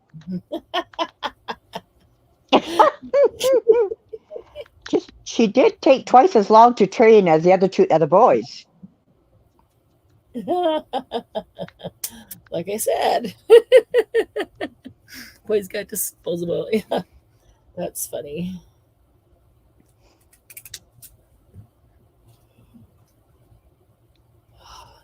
You can see why she moved 1,000 miles away from me. Yeah. So then she could just send everything back to you, and you two could travel to and fro. So far away. Yeah. Yeah. Laura wasn't potty trained until she was 18. Interesting, Margie says. I agree, Margie. I agree. Quite interesting. Well, it might have been sooner than that. Quite the interesting fact, Laura. That's how bad rumors start, Mom. That is so true. But it's so funny. Oh. I couldn't joke with the boys like I do with her. Yeah. Oh, she's got a great sense of humor. Laura, you got a great sense of humor. Don't lose it. Don't become like your brothers. That's why she's got such a great sense of humor. She's making up for both of them. And invent ones for you too. Oh, she can invent rumors for you too, Mom. Yeah. Laura. Tell us what your mom used to do. Oh. Nope. Oh, excuse me. Wow. Look how cute this little teeny tiny one is. You can even do it with words. Words were Yeah, I great. love the little Yeah, ones. you can take a stamp once it's done, and I you haven't can tried that. put oh darn, what's it called? The little white bottle with the little pink and black label. You squeeze the clear stuff on it, let it harden, and shoot, what is it called? No. Why do I always forget the name of that? I'm bound to have some right here. I don't know why I can never remember the name of it. Oh, there's some right there. I think. Nope, that's not. That's something else. Oh, somebody. Margie, I know you know what I'm talking about. Debbie probably knows what I'm talking about too. Accents, something accents. Yes, I'll get that bot there. Glynis, if you would go block him from or report him. I just blocked him, but I can't report him. Glossy accents. Thank you, Candy. You know, you can take glossy accents and put them over a stamp, and it makes the cool, very cool looking stamp. And one of the reasons that I do that, in fact, I think I might have one right here. This is something else that I have on the mass make list. And you could pre-make faux stamps and bring them and be ready to go with it. Let's see. I think I've got one right here. Hopefully I've got one right here, so I'm not just blowing smoke.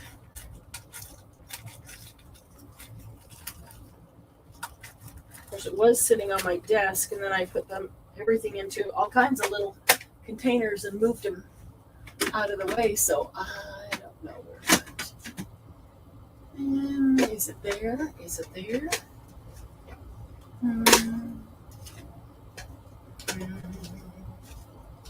Is it there? No, I thought it was.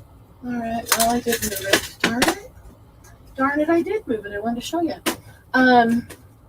Anyway, you can put glossy accents over it, and if it's all paper, the one I was going to show you, it was put onto burlap. And so then I put glossy accents over the whole thing, so that kind of seals in the edges of the burlap. And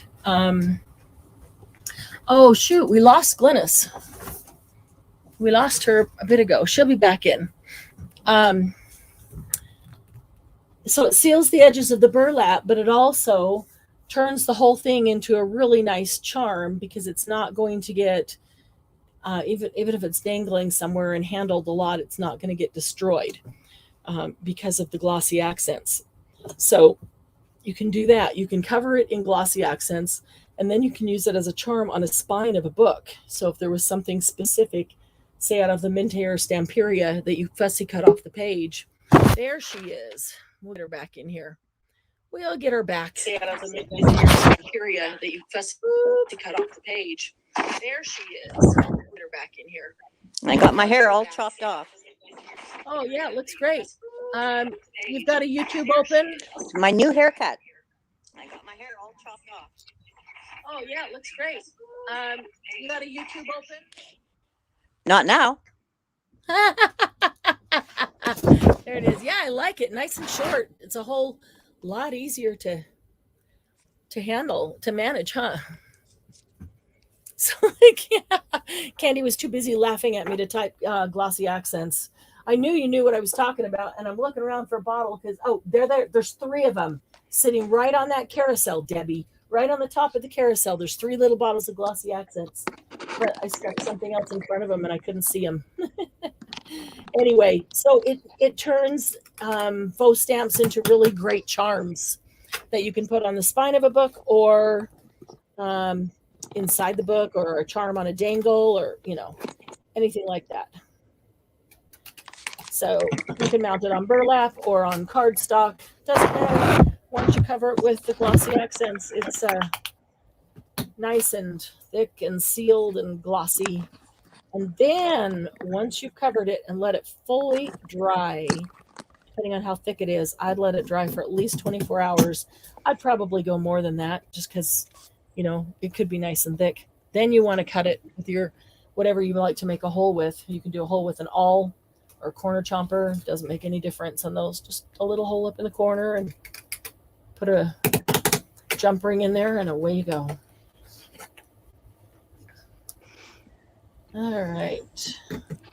So Glynis, are you on StreamYard on your phone or your iPad? On my phone. Okay. And that's what you typically do, right? Is your phone? Yep. Okay. Keeps kicking me out. Oh. Okay. Let's see if it works that time. I can't seem to get my camera on. Oh no. Let's hit that. I was going to ask you about there we are. trying it the other way around, about trying StreamYard in your iPad and YouTube on your phone. You haven't tried that with the new iPad?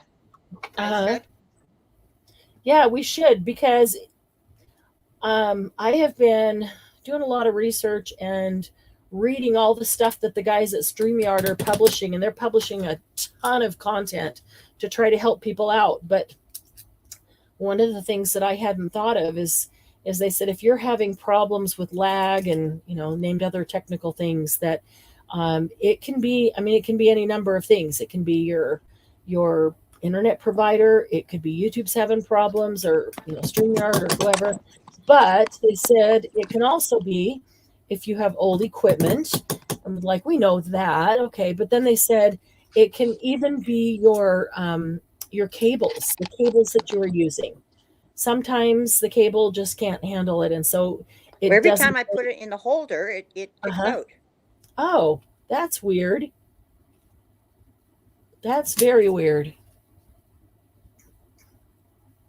Or is that because the holder holds it on the side and pushes right where that button is?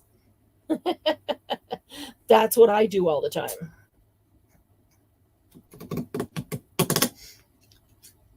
So, yeah, they said before you go buy new equipment, if you're always having a lag, go buy new cords, wires, and just wire things up. Trade out your wires for new cables, because you can get those a whole lot cheaper, and that might take care of your problem. So I thought, well, that's interesting. I wonder if that would make any effect on our connection with you, because we always struggle with that. We always struggle with a lag. It makes it difficult for you to know when to speak, and you respond, and I've already gone on. I can't seem to. I can't seem to keep it on when I put it in the holder for now. So I'm going to go off StreamYard. Okay, or if you want, you could stay here and talk to me, and we can just take you off camera. Okay, or if you want, you can stay here and talk to me, and we can just take you off camera. Okay, that'll work. If you look at StreamYard, okay, so leave the volume up on StreamYard, turn the volume down on YouTube so we don't get that reverb. But if you look on StreamYard, yep, right I've done down that. at the bottom, it says Stop Cam. Click Stop Cam. Not Cam Mic, but Stop Cam. You see that one? Because if I pull you out, it's going to pull out your audio too, and I'd love to keep your audio here. What, cam? Or hit the cam? Nope, not Cam Mic. Okay, did that work? Nope. Click Stop. That's the one cam. beside it. I hit cam. Click Stop. I don't have a stop cam. I have a cam and a cam mic. I don't have that. Okay, try just the cam then. Yeah, that's what I've hit. Okay, wait. All right, hang on. So just put it on you. Yeah, and I'll just talk. Perfect. We got it. Yep. We got it. No Okay. problem. Because we're done everything I have to show. Yeah. So you can keep making them, but we can still keep talking, and you'll be able to see their Oh yeah, definitely. on YouTube. Yeah. Glynis was the perfect co-host to have on tonight because she makes tons of these. I knew that she functioned in with these quite similar to what I do, and I just always have a bin going with stuff I toss Oh, I love in how it. yours looked. They're gorgeous. Images. I hardly ever sit down and do like all specific Christmas. Just happen to have that whole sheet there. And our steps were the same. And she sources images a lot the way I do. She's always looking. But I had not thought about the tip of putting the little frame out there, running it around the page to train your eye of what it's looking for, and train your eye to disregard the things around it and see just that image. And that is such a perfect, we talk about tricking your brain so your brain doesn't hold you up from doing things because our brains have fear. And this is kind of the same thing. That came from my watercolor days. We did that all the time when I did a lot of landscapes. Wow. And that was how to pick out a good landscape. Oh, that's cool. That's very cool. Yeah, that's just tricking your eyes to learn to ignore the things around it and pick out only what it wants. Yeah, I thought that was a really great tip. Exactly, Margie. So let's do this.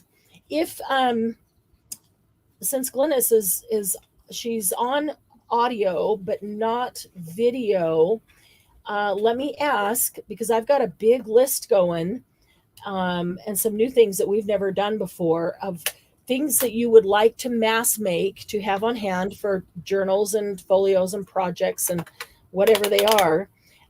If you have some ideas of things you'd like to mass make, type them in chat, and Glynis can make a list that we can add to the list I already have going. And what I'm doing is I'm making one of each thing as I'm thinking of it and putting it in this bin. And then I have the list. So as we decide to do them, I've got a sample all ready to go in the bin.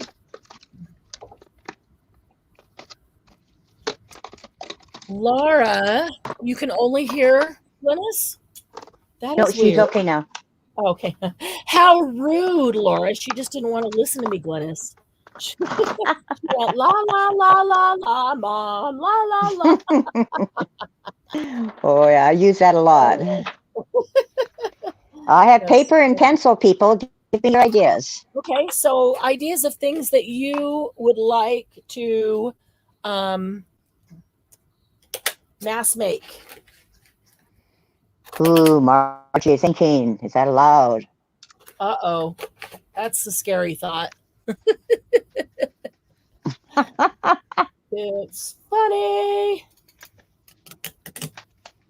I was cleaning up some scraps off my desk last night, and I had this kind of cool sheet. This was from our shaving cream adventures. Just this little strip. It was cut off of something else, and I just drug it through the shaving cream. Mm-hmm. But I thought it turned out kind of cool. The blacks and the yellows, and kind of cool looking. So I quickly turned it into a little matchbook. I just got to get my stapler and staple the papers in the matchbook. Yeah.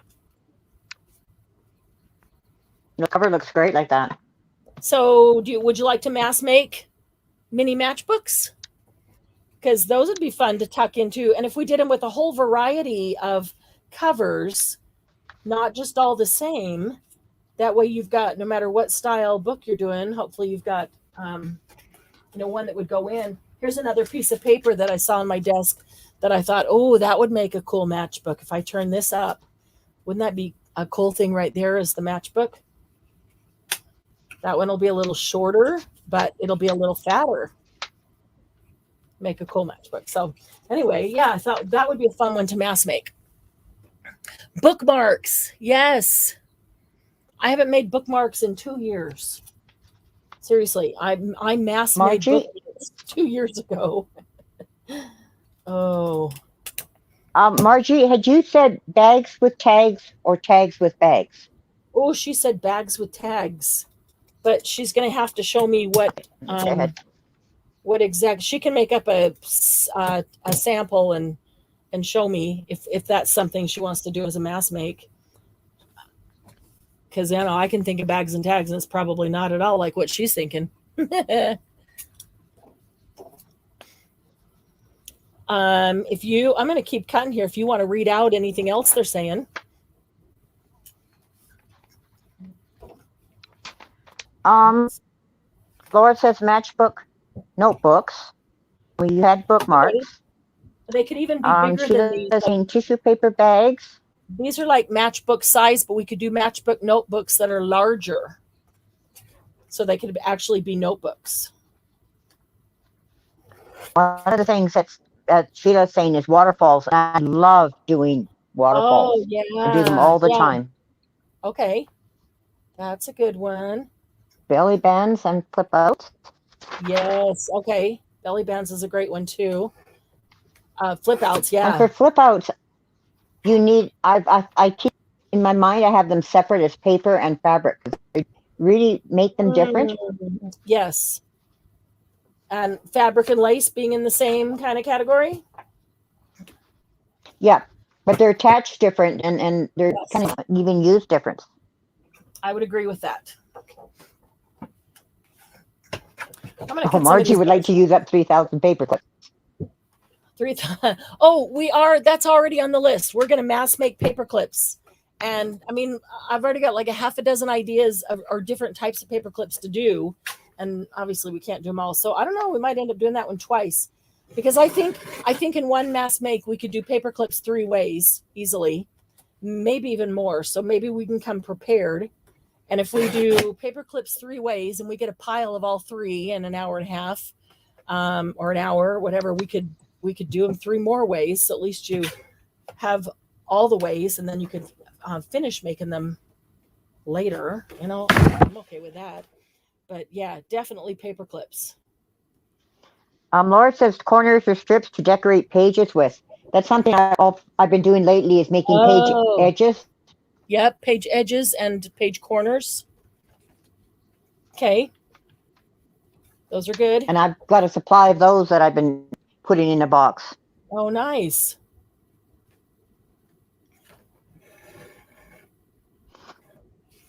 Yep, Sylvia, we definitely will have the paper clips. Yes. Or how about Laura says she never uses her embossing folders.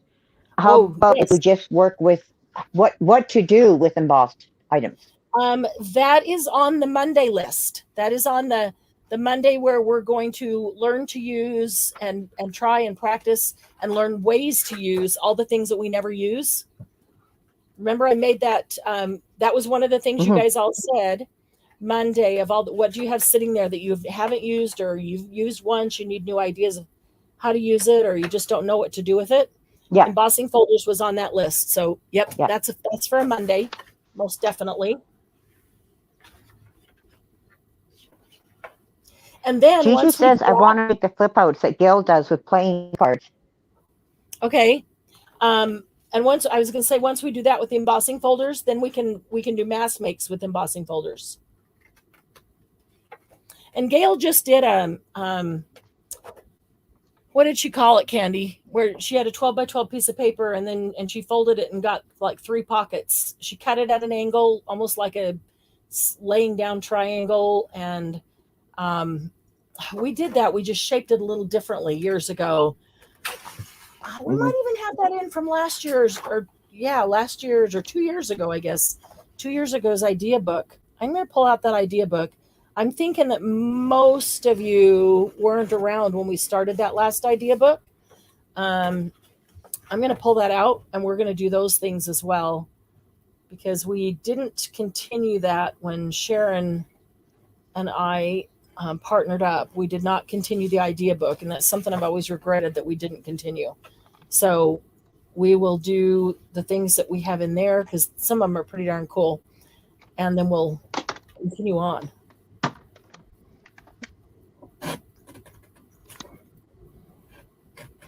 Another thing that I like to mass make are coin envelopes. Are what envelopes? Coin? Oh, yes. Yes. Sorry, it cut out there and I didn't hear the word at all. Coin envelopes are great. Yeah. And I've made some other things like little folios or mini albums with coin envelopes too that are fun. I like putting coin envelopes on top of regular envelopes. Yeah. I like putting coin envelopes onto a large tag too, and then something in them that's going to get pulled out. Great ideas. Let's see.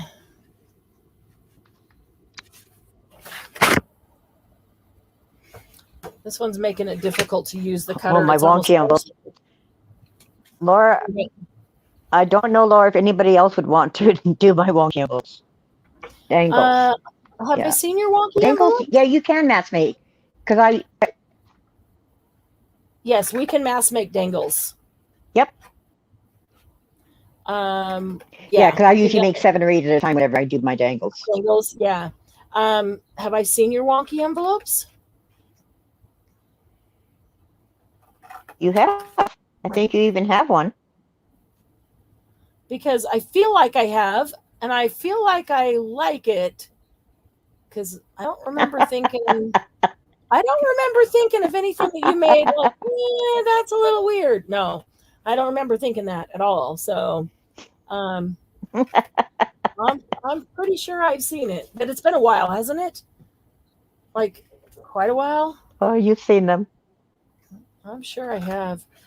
You put them in all your journal. Well, a lot of your journals. Tiny envelopes to put 3 together to make a tuck spot. Anyone know what I'm talking about? From Gigi. Yeah, I think I know what you mean, where you kind of almost Gigi, make that was one of the. I'm pretty sure that was one of the things in our last idea book. Either that or it was one of the things that I did on a Saturday Night Live with Sharon. It hasn't been that. Yeah, it had to be that because it hasn't been that long since I did that.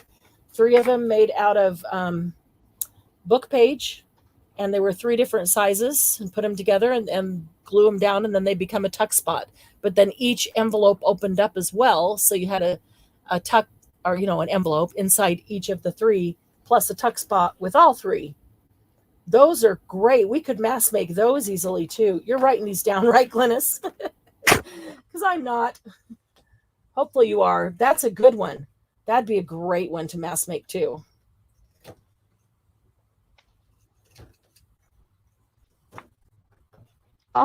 my ear. What? You lost your video? Oh, thanks, Debbie. I'll have to tell her hello too. I know she's been really busy lately. Uh-oh, Glynis, did we lose you completely? I have songs in my head tonight for some reason. Laura, I always have songs in my head. I think we're weird. I don't know. There's something wrong with us, Laura. If I'm not speaking, I have a song going through my head, always.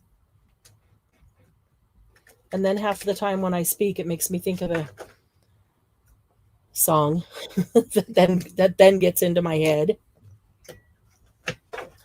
I think I lost Glynis. I just got my audio back. There you go. I was just about to break into song. I think I'm alone. Go for it. There doesn't seem to be anyone around. Oh my goodness. Well, I'm glad you got your sound back. They are too. You can make yourself full screen. Oh, well, I was until you took it away. Oh my goodness. So yeah, I'm really gonna miss Monday because Monday was a lot of fun. So this Monday I'm gonna miss it, but that's okay. We'll be back the following Monday, and hopefully out of pain and on the mend, and so it'll be a much better day than otherwise. Now, I'm thinking about leaving that one kind of big because all that cool script over there. What do you think?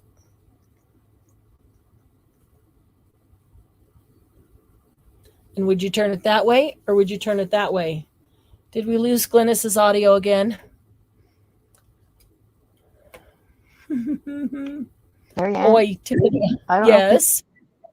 I can hear you now. If you can hear me or not, but okay, and it keeps coming and going, so I'm going to get off StreamYard. It's just not working. Well, that's just really weird that it keeps coming and going. Well, would you all tell Glynis thank you for joining me to do a mass make of stamps? Well, I'll be in chat.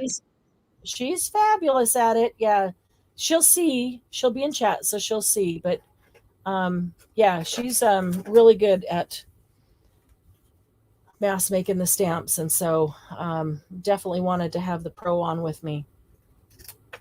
Candy. Yeah, Candy, you're up next. Don't you love the spur of the moment? Candy, you up for coming in? I think maybe I've seen them on a corner bookmark. What's it called? Over the corner. Oh, over the corner tuck. So you're talking about, yeah, they're kind of a triangle. They go over both sides of the page, so you can actually thanks Glynis Mod Squad. You can actually slip them over the corner of a page. We might have that in our old idea book too. Whatever we have in our old idea book, I'll bring out and but here we are. Yeah, get everybody caught up with that. There we go. Maybe. There we go. All right. Oh, now I can't see there. Now I can see. Okay. So, some of you have asked me about schedule for next year and how that's going to be. I got to see if there's anywhere. I haven't even looked, but I would really love to find a place in Facebook, in the group, where we could have a calendar of events. And if not, then it might just be something that I make up a calendar and we put the calendar of events on it. The repeating things, and then put it in files so that it would be there for everybody to access. But yeah, here is, if you have paper and pencil ready, if you care, if you're one of the ones that asked me about schedule for this year, you probably asked last year for next year, but now it's this year and the schedule is for this year. So if you ask and if you want to know, here's going to be a regular schedule of events.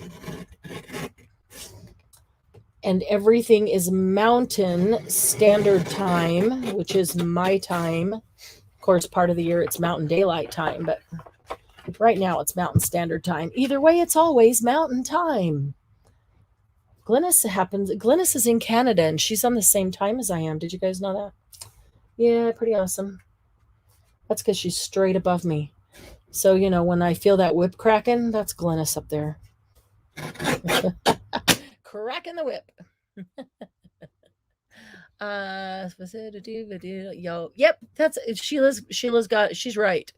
If you fold it in a triangular shape and it's like a pocket, or like a drink cup, or like one of those old hats, and it slides over the corner of the page like a little hat up on the corner. Somewhere over the rainbow. Bookmarks tuck. Oh yeah. Glynis, are you still writing? Hopefully you're still writing any of these things that still come up. Bookmarks. Yes, I haven't made bookmarks, like I said, in 2 years. I mass made a ton of them for a couple of projects, and I don't know why. Not that I don't want to. I didn't purposefully not make them. I just haven't made any sense. So yeah, I don't have any left. I'm totally up for making bookmarks. Belly bands would be great. Yeah, all the things that you guys mentioned before would be great. And those pockets that Gail just did, that the 12 by 12 piece of paper folds, you know, there's a bunch of things you can do. They say like one page wonder, because you can take one page and make that. It originally had a different meaning. But now it's like one page wonder just means that you can do a bunch of stuff with one page or whatever. There's a lot of things that you can do with one page that might be considered a one page wonder. Oh, maybe that would be a good tutorial. 5 things you can make with one sheet of 12 by 12 scrapbook paper. That would be fun. That would be fun. I could do that. Because I can think of 3 right off the top without thinking hard. Glennis just made belly bands with tags inside. Nice. I like belly bands like that have something a little different. Not just the belly band, but has a tag that slips in the side, or maybe the envelope's on the belly band and there's things in the envelopes, or a pocket on it or something like that. They're just fun.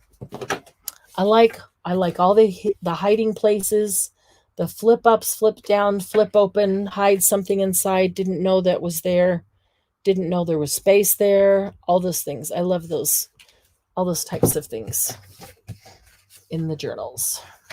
That's my favorite. It's like an old house then to me. It's like going to an old house and being able to explore where all the doors go and this wall turns and suddenly there's a hidden room and all that kind of stuff. Hello, Candy.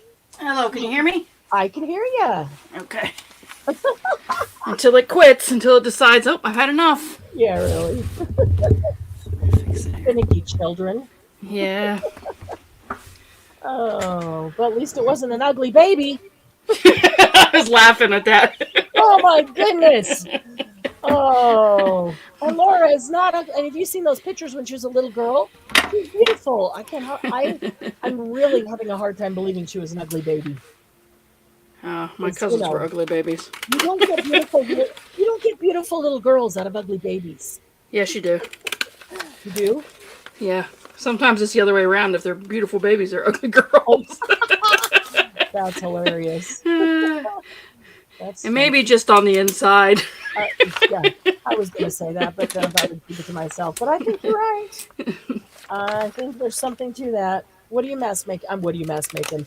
Are you mass making stamps? But what stage are you on? You found a bunch of stuff? I found stuff. Now I'm cutting them out. Cool. I put them on some jelly prints. Oh, yeah. Paper. Jelly prints are great. This is alchemy paper. And of course I had some black. Yeah. This one's going to be pretty. Ooh. Yeah. That is pretty, especially with the black background. Yeah. Love it. I love the contrast. Sharp contrast. 5 things made with one sheet of paper. Ooh, Sylvia, like that? Sylvia's on board with that one. I was just saying we can do that tag that Gail just made, where you fold. Yeah. Oh, I think my camera's too far Fold the one forward. piece of paper. And there's a bunch of things that you can do with just one sheet of 12 by 12 scrapbook paper. So I thought, that would make a cool tutorial. 5 things to make with one. Then you could probably do a second one. 5 more things to make with one piece of scrapbook paper.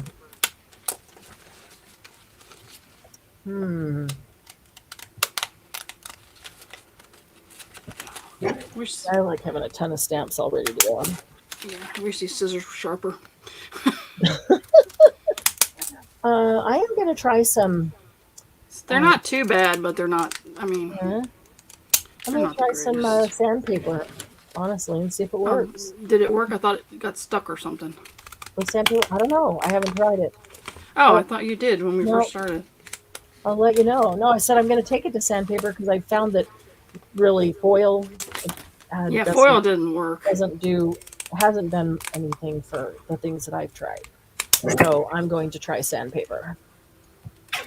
In fact, let me see if that's not too big of a grit. I might have some right here. We can try it out and see.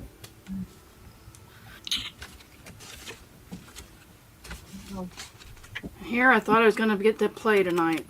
We're playing. Candy, come out and play with me.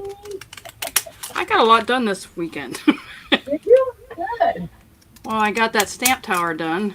Except for painting it. I didn't get to paint it because the weather's been bad. Yeah. Okay. I got, prime it or no, because I got chalk paint, but I'm using it. I don't think you need to. I put the inks in it to see if it would work before I waste my time painting it. Yeah, really. Yeah, now you'll end up never doing it. And the natural color looks pretty cool too. So. Oh no, I gotta decorate it. I don't like the natural color. All right. So this one right there for the longest cover that I used. A whole pack of whatever that paper is, sandpaper. But sometimes those things in here take things like. You know, I have straw paper and I cannot find it anywhere. I've been looking for it for 2 days. Straw paper? Yeah, I bought it from, Roxy Creations. Yeah, oh yeah. I have a pack of it. I know I have a pack of it somewhere. You think I can find it? No. Darn. I did something with it during the move, ladies, and now I don't know where it's at. Oh. All right, I need to put a couple questions out in the group for new things to get all of your feedback on how you store, for more of our Tuesdays tips. I'll have the next 2 recorded by tomorrow, so I won't have to worry about that during surgery.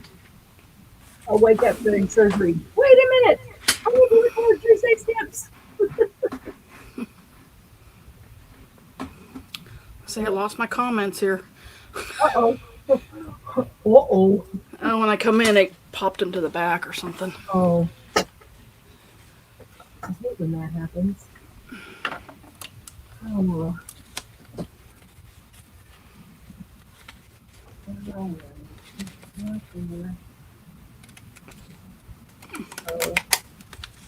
I'll go out to the garage and it'll be sitting on his workbench.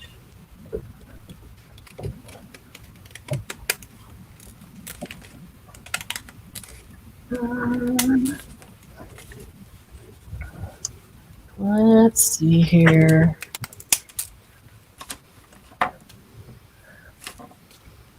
Cute puppy napkins on book pages to make envelopes. Yes. So one mass make would be just putting the napkins on the book pages. And then it would be a whole different mass make to do envelopes. And for that, you could use scrapbook paper or the napkin book pages or music paper or whatever.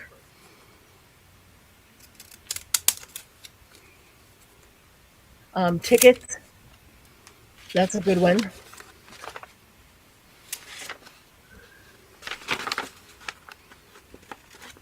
Let's see. Yeah, we can do individual tickets or we can do strips of tickets.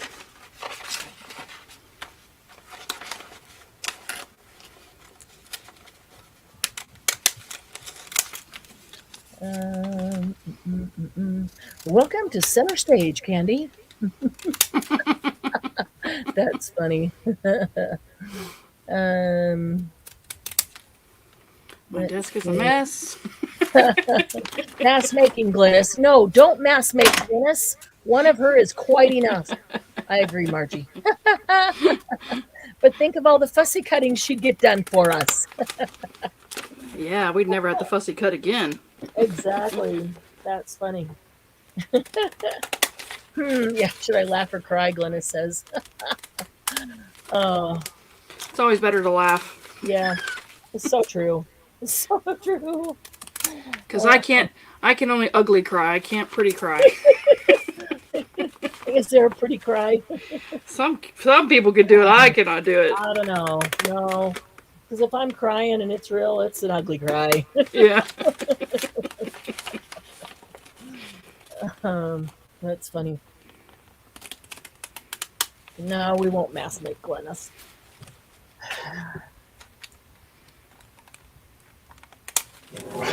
Alright.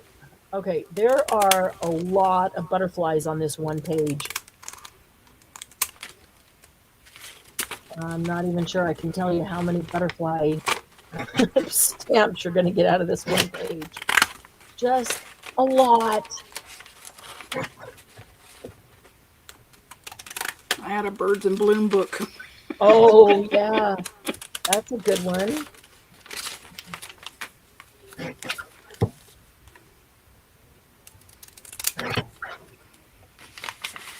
Let's see here.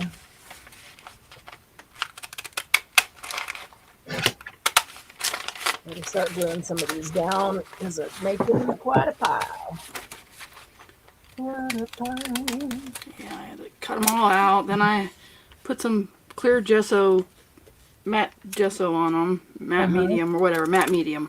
Right. To tone them down because they're all. Oh, glossy. Yeah, they were all. Pretty much they were all glossy. Yeah. I had a few stamp images that weren't out of a stamp collector book.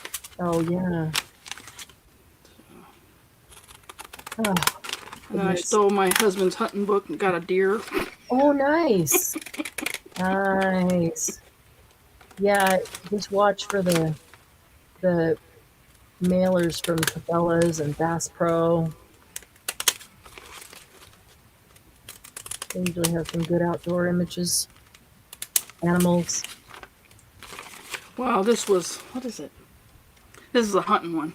So there's not a lot of good images in it. Right. It's like that I want to use. Mostly products. Yeah. I did have this one though. That's a pretty good, but it's oh, too that's big. A good But one. Yeah. It's a pretty one. Yeah. But you could cut just the head of that. Yeah. It would make a very cool pocket. Yeah. Yeah. I found some good ones. Oh, wait. And I found one for you and Debbie. Oh, yeah? Yeah. You see this? That's a tiger! Oh my gosh. Debbie, are you here? Sure it's not a lighter? No, I've seen one of those. I didn't have a picture small enough to cut that out. But anyway, yeah. I was like, well, I got to cut that one out. Oh, shoot. Oh, that's funny. Oh, I hope Debbie's still here. She's probably rolling on the floor laughing and can't quite type. Margie is. Yep, she laughed out loud. This is not a jaguar, despite what you may think. This is not a jaguar. No.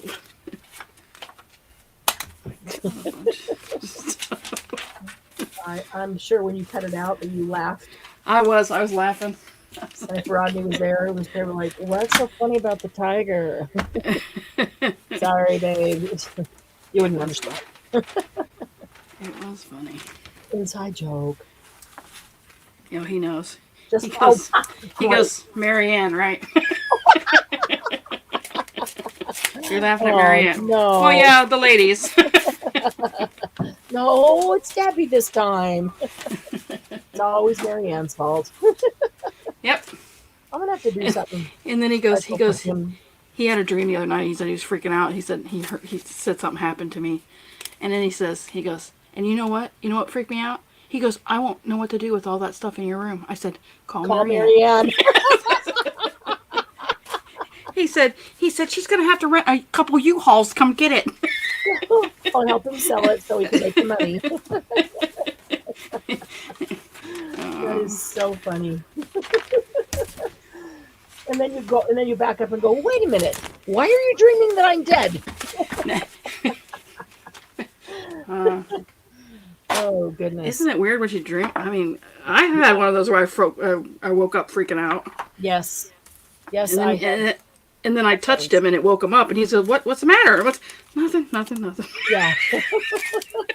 Because I didn't want to talk about it right then because it was late, you know. Yeah. But man, it freaked me out. To feel that you were there. Yep.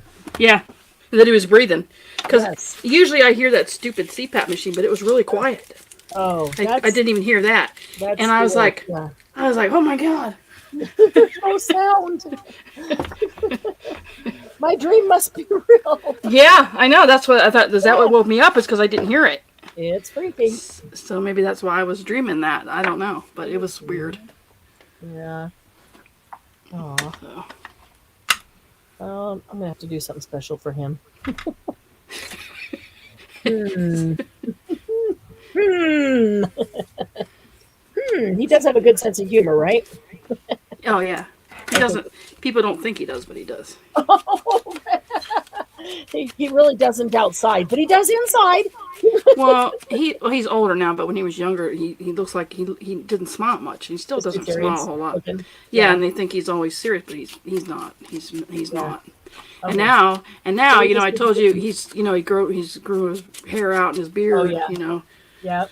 So the consensus is he looks like Santa Claus from Tim Allen, or now the new one is Moses from the Charlton Heston. Oh goodness. Yeah, he's got that going on too. So you're like, okay, yeah, you need to cut your hair. I can't handle it. That's funny. Oh wow. And his hair, it always does. It curls forward at his ears and flips up in the back. Oh wow. It's weird. That's why he cut his hair off years ago. He got tired of messing with it. Interesting. Because he had to keep it like at a high and tight. Like where, that's like where his natural, cowlick. It's not really cowlick, natural growth. Yeah, my youngest son has got the same hair. Really? After he teased his dad his whole life. No, well, Rodney shaved his hair most of his life. Oh wow. I mean, because when he was in the service, it was a high and tight. So the kids had no idea. They had no idea. Yeah, they had no idea. Most people don't know he had hair. They walk by him in the store, don't even recognize him anymore. Oh, that's funny. He thinks I it's can awesome. totally see that though. Yeah, he thinks it's awesome. Yeah, he's hiding in plain sight, right? and then they'll walk by him and he'll say their name and they like stop and like, what? Who's that? Who are you? What? How do you know my name? Right? Yeah, really. Why are you speaking to me? Excuse me. No, he doesn't look like Grizzly Adams. He's got that real white hair. His hair is white. It's pretty hair. I mean, it's all white. It doesn't always is on men. Yeah. Why is that? You know, we get gray. They get that pretty we white. get ugly gray, and they get pretty white. Glossy, and it's pretty much yeah. Mm-hmm. Yeah. So he doesn't look like Grizzly Adams, and his beard is not that long. It's just all gray. Long enough to look like Santa Claus, like Tim Allen. Like when he was first, when he was first turning into Santa Claus, that's what he looks like. Yeah. Yeah. It's funny. Yeah. It's funny. And the belly that Tim Allen got. Yeah, he's getting that too. I said, now we're a match set, baby. I feel better now. And now we're a salt and pepper. A butter, no, not butter, milk and cream, or sugar and cream. That's what it is. I don't know. What do you put in coffee? Creamer, sugar. Yeah. Well, he puts sugar in his. I don't put sugar in mine. Yeah. Ugh. I can't stand the smell of coffee. I put a lot of creamer. Well, and I put that one that tastes like ice cream. Oh my goodness! So it's creamer? It tastes like ice cream. Oh yeah, it's actually it's International Delight Sweet Cream. It's got a picture of ice cream on the front of it. That's why they got a picture of ice cream on the front of it. When you put it in your coffee, it's like drinking ice cream. Okay, wait a minute. Could I just put that in hot chocolate? Yes, it's really good in hot chocolate. Really, really. I use it in hot chocolate. Yeah. Okay. I use it instead of milk. Delights. International Delight Sweet Cream. All right. Ice cream. Sweet cream ice cream. Love it. I'm going to get some of that. Oh, that's cool. Thank you. I just learned something new that's going to be awesome. Yeah, I love it in hot cocoa. Yeah. I love hot cocoa too. I don't know what it is about hot cocoa. Putting syrup in there. Yeah, they do that here in the South. They've got me hooked on putting a little like caramel syrup. I put caramel syrup in your cocoa. In my coffee. I put it in my cocoa too if I want to, but really? that caramel sauce, the Hershey caramel that you put in your ice cream, I put a little bit of that in there. Yeah. And you know what's bad is I don't like flavored coffee, but if you flavor it with the syrup, it tastes better. Really? Yeah, just a little bit. Oh. So see, I don't put sugar in mine. I put everything else in it. Right. It has sugar in it. Yeah, really. I've never heard of doing that. That's interesting. They do it here a lot. They got me hooked on it here. The guy at work does it.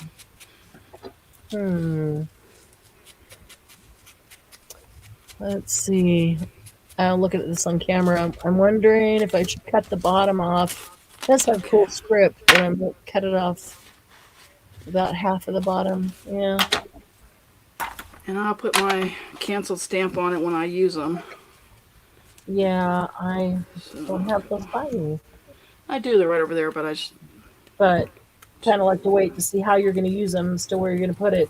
If I put it on a tag or an envelope, I do like to put the stamp, or do the cancellation so it goes onto the envelope as well. Because that's how it would really be. You wouldn't have it where it looks like it's only half on the stamp, but then there's nothing on the envelope. You stole that used postage from another envelope, didn't you? All right, where are the rest of it? Oh, there. I got 40. I made 40. That's it. Nice. Well, I'll have to count here. No, that must take too long. I got all the Christmas ones. I did that whole set of stamps, but 30. I think it said there was 30 in that set. Ooh. Yeah. I even did one with a stuffed animal. Oh, that's cute. That actually is really cute. I thought Eric would like that one. Yeah. Oh, yeah. So, has anybody here ever painted with marbles? Andy and I were talking about it today. Oh my God, it looks so fun. Eric's gonna love it. I'm telling you, he's gonna love it. Has anybody painted with marbles? Margie, well then I am dead. No, I want French toast with fruit syrup. There's a whole brand of fruit syrups, and the blackberry one is, oh my gosh, I love fruit syrup, Laura. I love pancakes and fruit syrup. See, I want just plain syrup. I don't want it flavored. I don't like flavored stuff usually. I don't. I really don't. Really? I like to take the fruit syrup and take just a little bit of it and mix it with the regular syrup, so it's just maybe then that would be because it's too strong. It's straight. I can't do it straight. It's just too strong. Yeah, too strong. And I don't pour it all over my pancakes. I do. I put it in the ditch around the pancakes because I don't want them to be just totally sogged. I want to be able to pick them up with my fork, and then I just drown them in syrup. I don't have pancakes very often, but when I do, I have a little pancakes with my syrup. Margie says she lost all her marbles. She says she's done marble painting. Sheila has. Margie has. Sylvia, not since high school. I've never heard of it. Gigi has. Wow, I had never heard of it either. I was like, we're gonna marble paint. How about we do that on a Saturday Night Live? That'd be fun, wouldn't it? Yeah, I'm telling you. To me, that's better than shaving cream because with Eric, he's not patient enough to scrape off he likes to scrape it off the shaving cream, but he's not very particular where he throws it. Well, of course, it's not his house. No, he's a kid. He loves to see the surprise results. He loves that. That's his. Okay, here's something I've noticed too. All the shaving cream things that we did, and then on New Year's, I played with some shaving cream and acrylic because I hadn't. Yeah, I saw that. The acrylic came out better, I thought. I agree. I've always used acrylic, and I think the acrylic is easier to use, and I think it turns out better. I really like the look better. But here's the funny thing. All of them, I just left sitting all over my desk, to dry and walked away. Yeah. I came back a couple days later and picked them all up, and I picked them up one by one and looked at them. It blew my mind how much better they looked after they were dry. Yeah. It just, especially if it's metallic. Change. Yeah. The metallic acrylics are pretty. Yes. They come out pretty. I love metallics. So. Yeah, they do. But they all look so much better when they're dry than when they're wet. Yeah, I'm with you, Glennis. With a waffle, every square has to have syrup. Yeah. Oh, yes. And extra syrup on the plate. And yes, to dip it in, to dip the And sides. butter. I gotta have butter. Oh, And yeah. just To dip the sides of my bite in. I have to dip the sides of my bite in the syrup on the plate. and no, my sausage cannot have syrup on it. I don't like it. I don't put syrup. I don't dip my bacon in syrup. I don't put my sausage. Margie likes her sausage in the syrup, and my hubby does too. He likes that maple flavored sausage too, and I'm like, nope, nope. Oh, wait a minute, I'm not doing this. Oh, yeah, a lot of people put their bacon and their sausage in the syrup, and No. No. Yeah. No. I want to taste the bacon. I want to taste the sausage. I want it crispy and salty and all its goodness, not tasting like sweet maple syrup.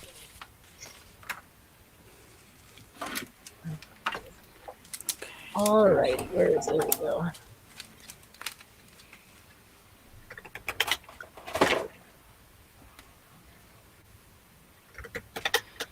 Well, I did have this room clean when I started. And you started tonight? Yeah.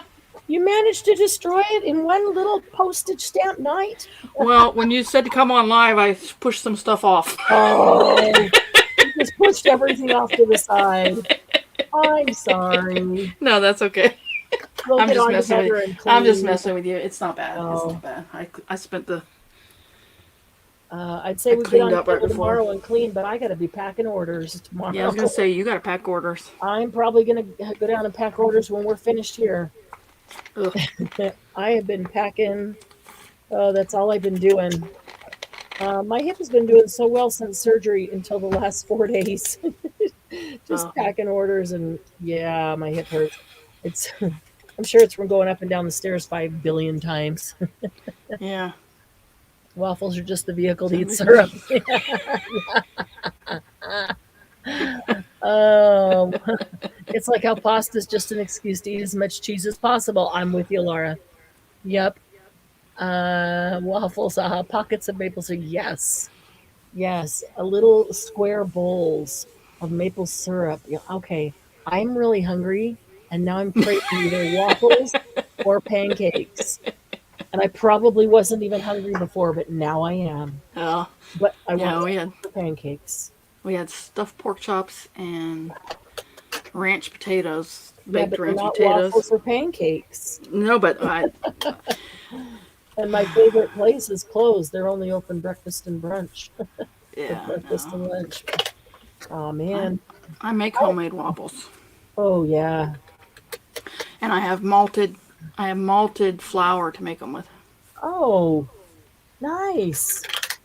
My sister makes them with sourdough. She always has a sourdough start going in. Yeah, no, I don't. I'm not good. But I buy that golden malted. You'll have to share with me your waffle recipe then with the malted.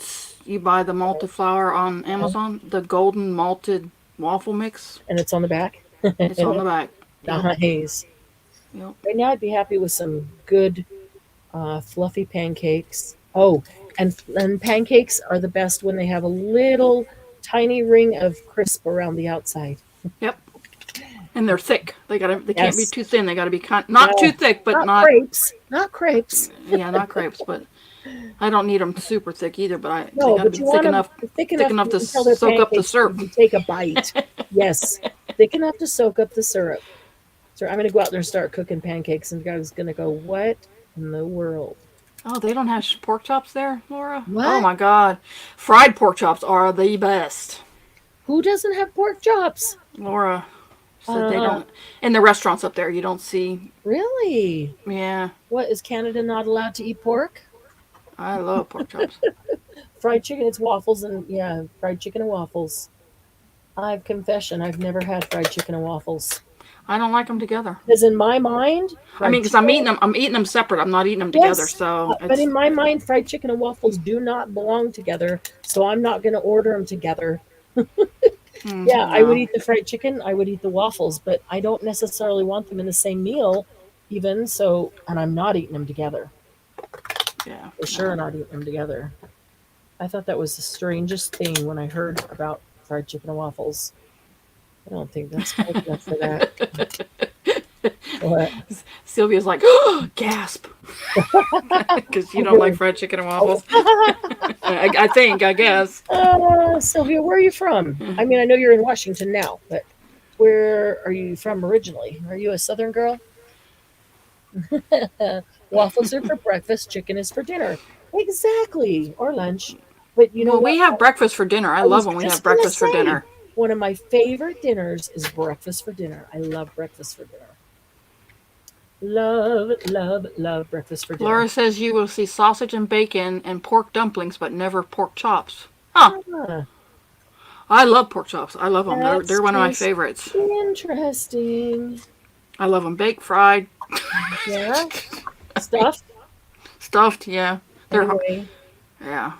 And I didn't make these stuffed ones, ladies. I've done it in the past, and it's kind of a pain in the butt. We bought them at Sam's, actually. Oh, yeah. And they were very good. Well, Needed spiced up a little bit more, but, you know, they were very good. Sure. Yeah, I think Sam's and Costco do some pretty good things in their refrigerated section back there. Their deli back there that you can just go back and pick up and ready to cook. Our Sam's here, they have the best rotisserie chicken in town. It's the best one in town. Our Costco is the best. Yeah. Yeah. Yeah, I was at Walmart and I thought, oh, maybe I should pick up a rotisserie chicken. They're like half the size of the ones at Costco. And they just, we've gotten them other places, and they're okay, but they just don't taste as good as Sam's does here. They don't taste as good, and they cost more for much smaller chicken. Yeah. So we usually buy like 3 of them at a time, or 4, and freeze them. We freeze it. Oh, that's a good idea. I really haven't. Because I use it to make fried rice, chicken noodle soup, different things. Chicken stroganoff. Ooh. I love that. That's our favorite. I've never made chicken stroganoff. Do you make it just like beef stroganoff, only substitute chicken? I cheat. I mean, I put I brown the bacon, and then I throw in the chicken and onions, of course, and then I throw in some cream of chicken, cream of celery soup. And then the egg noodles, and then cook it till it's done. Oh, and sometimes I like to cook the egg noodles separately and then throw them in. So one of the easiest things they ever make, and one of Doug's absolute favorite meals, is this mushroom gravy over chicken. Yep. I mean, no, I'm sorry. Mushroom chicken gravy over rice. Over chicken. And it's so simple, it's almost embarrassing to say that I take the cans of cream of mushroom soup. Yep. I mean, it's the only time we ever use cans of cream of anything soup. But we use those 3. And so cream of mushroom soup, and then I add a bunch of milk, like a can of milk for every can of soup I put in there. And then I add, sometimes if I have fresh mushrooms, I'll put those in there. I'll do them first in the bottom of the pan. And then some salt and pepper, sometimes a little bit of cumin, and then we always like some chili flakes, and just a little bit of heat to it, and just cook it till it comes to a boil, and then simmer it while the rice is cooking, and it simmers down. Simmer down now, simmer down. Yeah. And it's all it is cream of mushroom soup and milk cooked down and over rice, and I swear I could eat it every day. Yeah. My mom's favorite was to put hamburger in the cream of mushroom. And put that over mashed potatoes. Yeah. So that's how we do the stroganoff. I mean, we'll make it with steak, but most of the time we have hamburger. So we'll just make it with hamburger and throw it with cream of mushroom soup, throw it over noodles. And that's really good. And that's my son's favorite meal. And then I put a couple dashes of soy sauce in it. Okay. Because it cuts down some of that creamy. Yeah. It adds a little zing. Of chicken left over, and so I made that cream of mushroom stuff, and I used we had a whole bunch of chicken, and I used cream of chicken soup in with the cream of mushroom soup. And it just was not the same. You can. I've done it when I mixed. When you're making that cream of chicken and mushroom, or cream of chicken and celery. Cream of celery. I've done all 3 in one of the chicken dishes we used to make, and it was really good actually. Trudy says she likes the mushroom gravy over the deer steak. Oh. Yes, that's good, but we actually use hunter gravy over our deer steak from Germany when we were. It's and it is a mushroom gravy. It's just a dark brown mushroom gravy. It's real. It's the bomb. Wow. It's Jaeger sauce actually. Okay. So yeah. I was say, are you able to find that at the grocery store, local?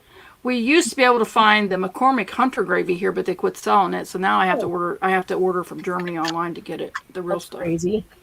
So, and they send me. I order a big box every so often, and I get and they last a while. That's cool. That's cool. Laura says she can't do. They don't do sausage gravy up there either. Really? Well, this girl's a northern girl. I never did sausage gravy until my husband met my husband, and he wanted it. And I learned how to make it. And I don't like it. I never did sausage gravy either. It's not something I grew up with. No, not something I grew up with for sure. Hey, Sharon, how you doing? Hey, Stacy, smoked a turkey and made enchiladas with leftovers. Yeah. Oh man, that's the Arizona coming out in me. Yeah. Stacy's an old friend from back in Arizona. Yeah, it is, Stacy. Every now and then, some of the things we did. There's Sharon. Yeah, as I said, hey, Sharon. I know, I'm not used to seeing Texture Junkie. I was like, where is she? I don't see her. Oh, there you're finally like, there she Duh. is. There she is. Oh, hang on a second. I just need to check this. That's not, yes, that is. Okay, cool. Okay, so we know we only have 10 minutes left. So where's my calendar? Just want to make sure what we've got coming up here. So if you guys mass made a bunch of faux stamps, put a picture of them, move them all around on your desk, take a picture of them, let us see what they look like. We always love seeing the different images that everybody gets. You're fine. It's fun to see the images that everybody else collects, especially when they're different than the ones that we collect. Today is the 8th, so Monday, I'm back in surgery, so we will have no Monday jump start, but we'll be back on the 17th. And if you haven't seen the Monday jump start, go back and watch the first one, which was this past Monday, the 3rd. So you'll be all caught up. And so on the 17th, you'll be ready to dive right in with us. That'll be fun. Tuesday's tips at 10 Tuesday's tips in 10 will be there on the 11th because that'll be pre-recorded. So, and that's always going to be 10 minutes or less. Last week was only 5 or less. So that will be there on the 11th. And I'm thinking positively here, trying to leave the 13th open for a possible mass make, depending on how I'm feeling. I know, Candy. I know exactly what you're thinking. That's why I'm not putting it on the calendar, but I am leaving it open because I know I'm rolling my eyes. My better sense tells me don't even plan on it. But by then, I'm going to be missing you guys so bad.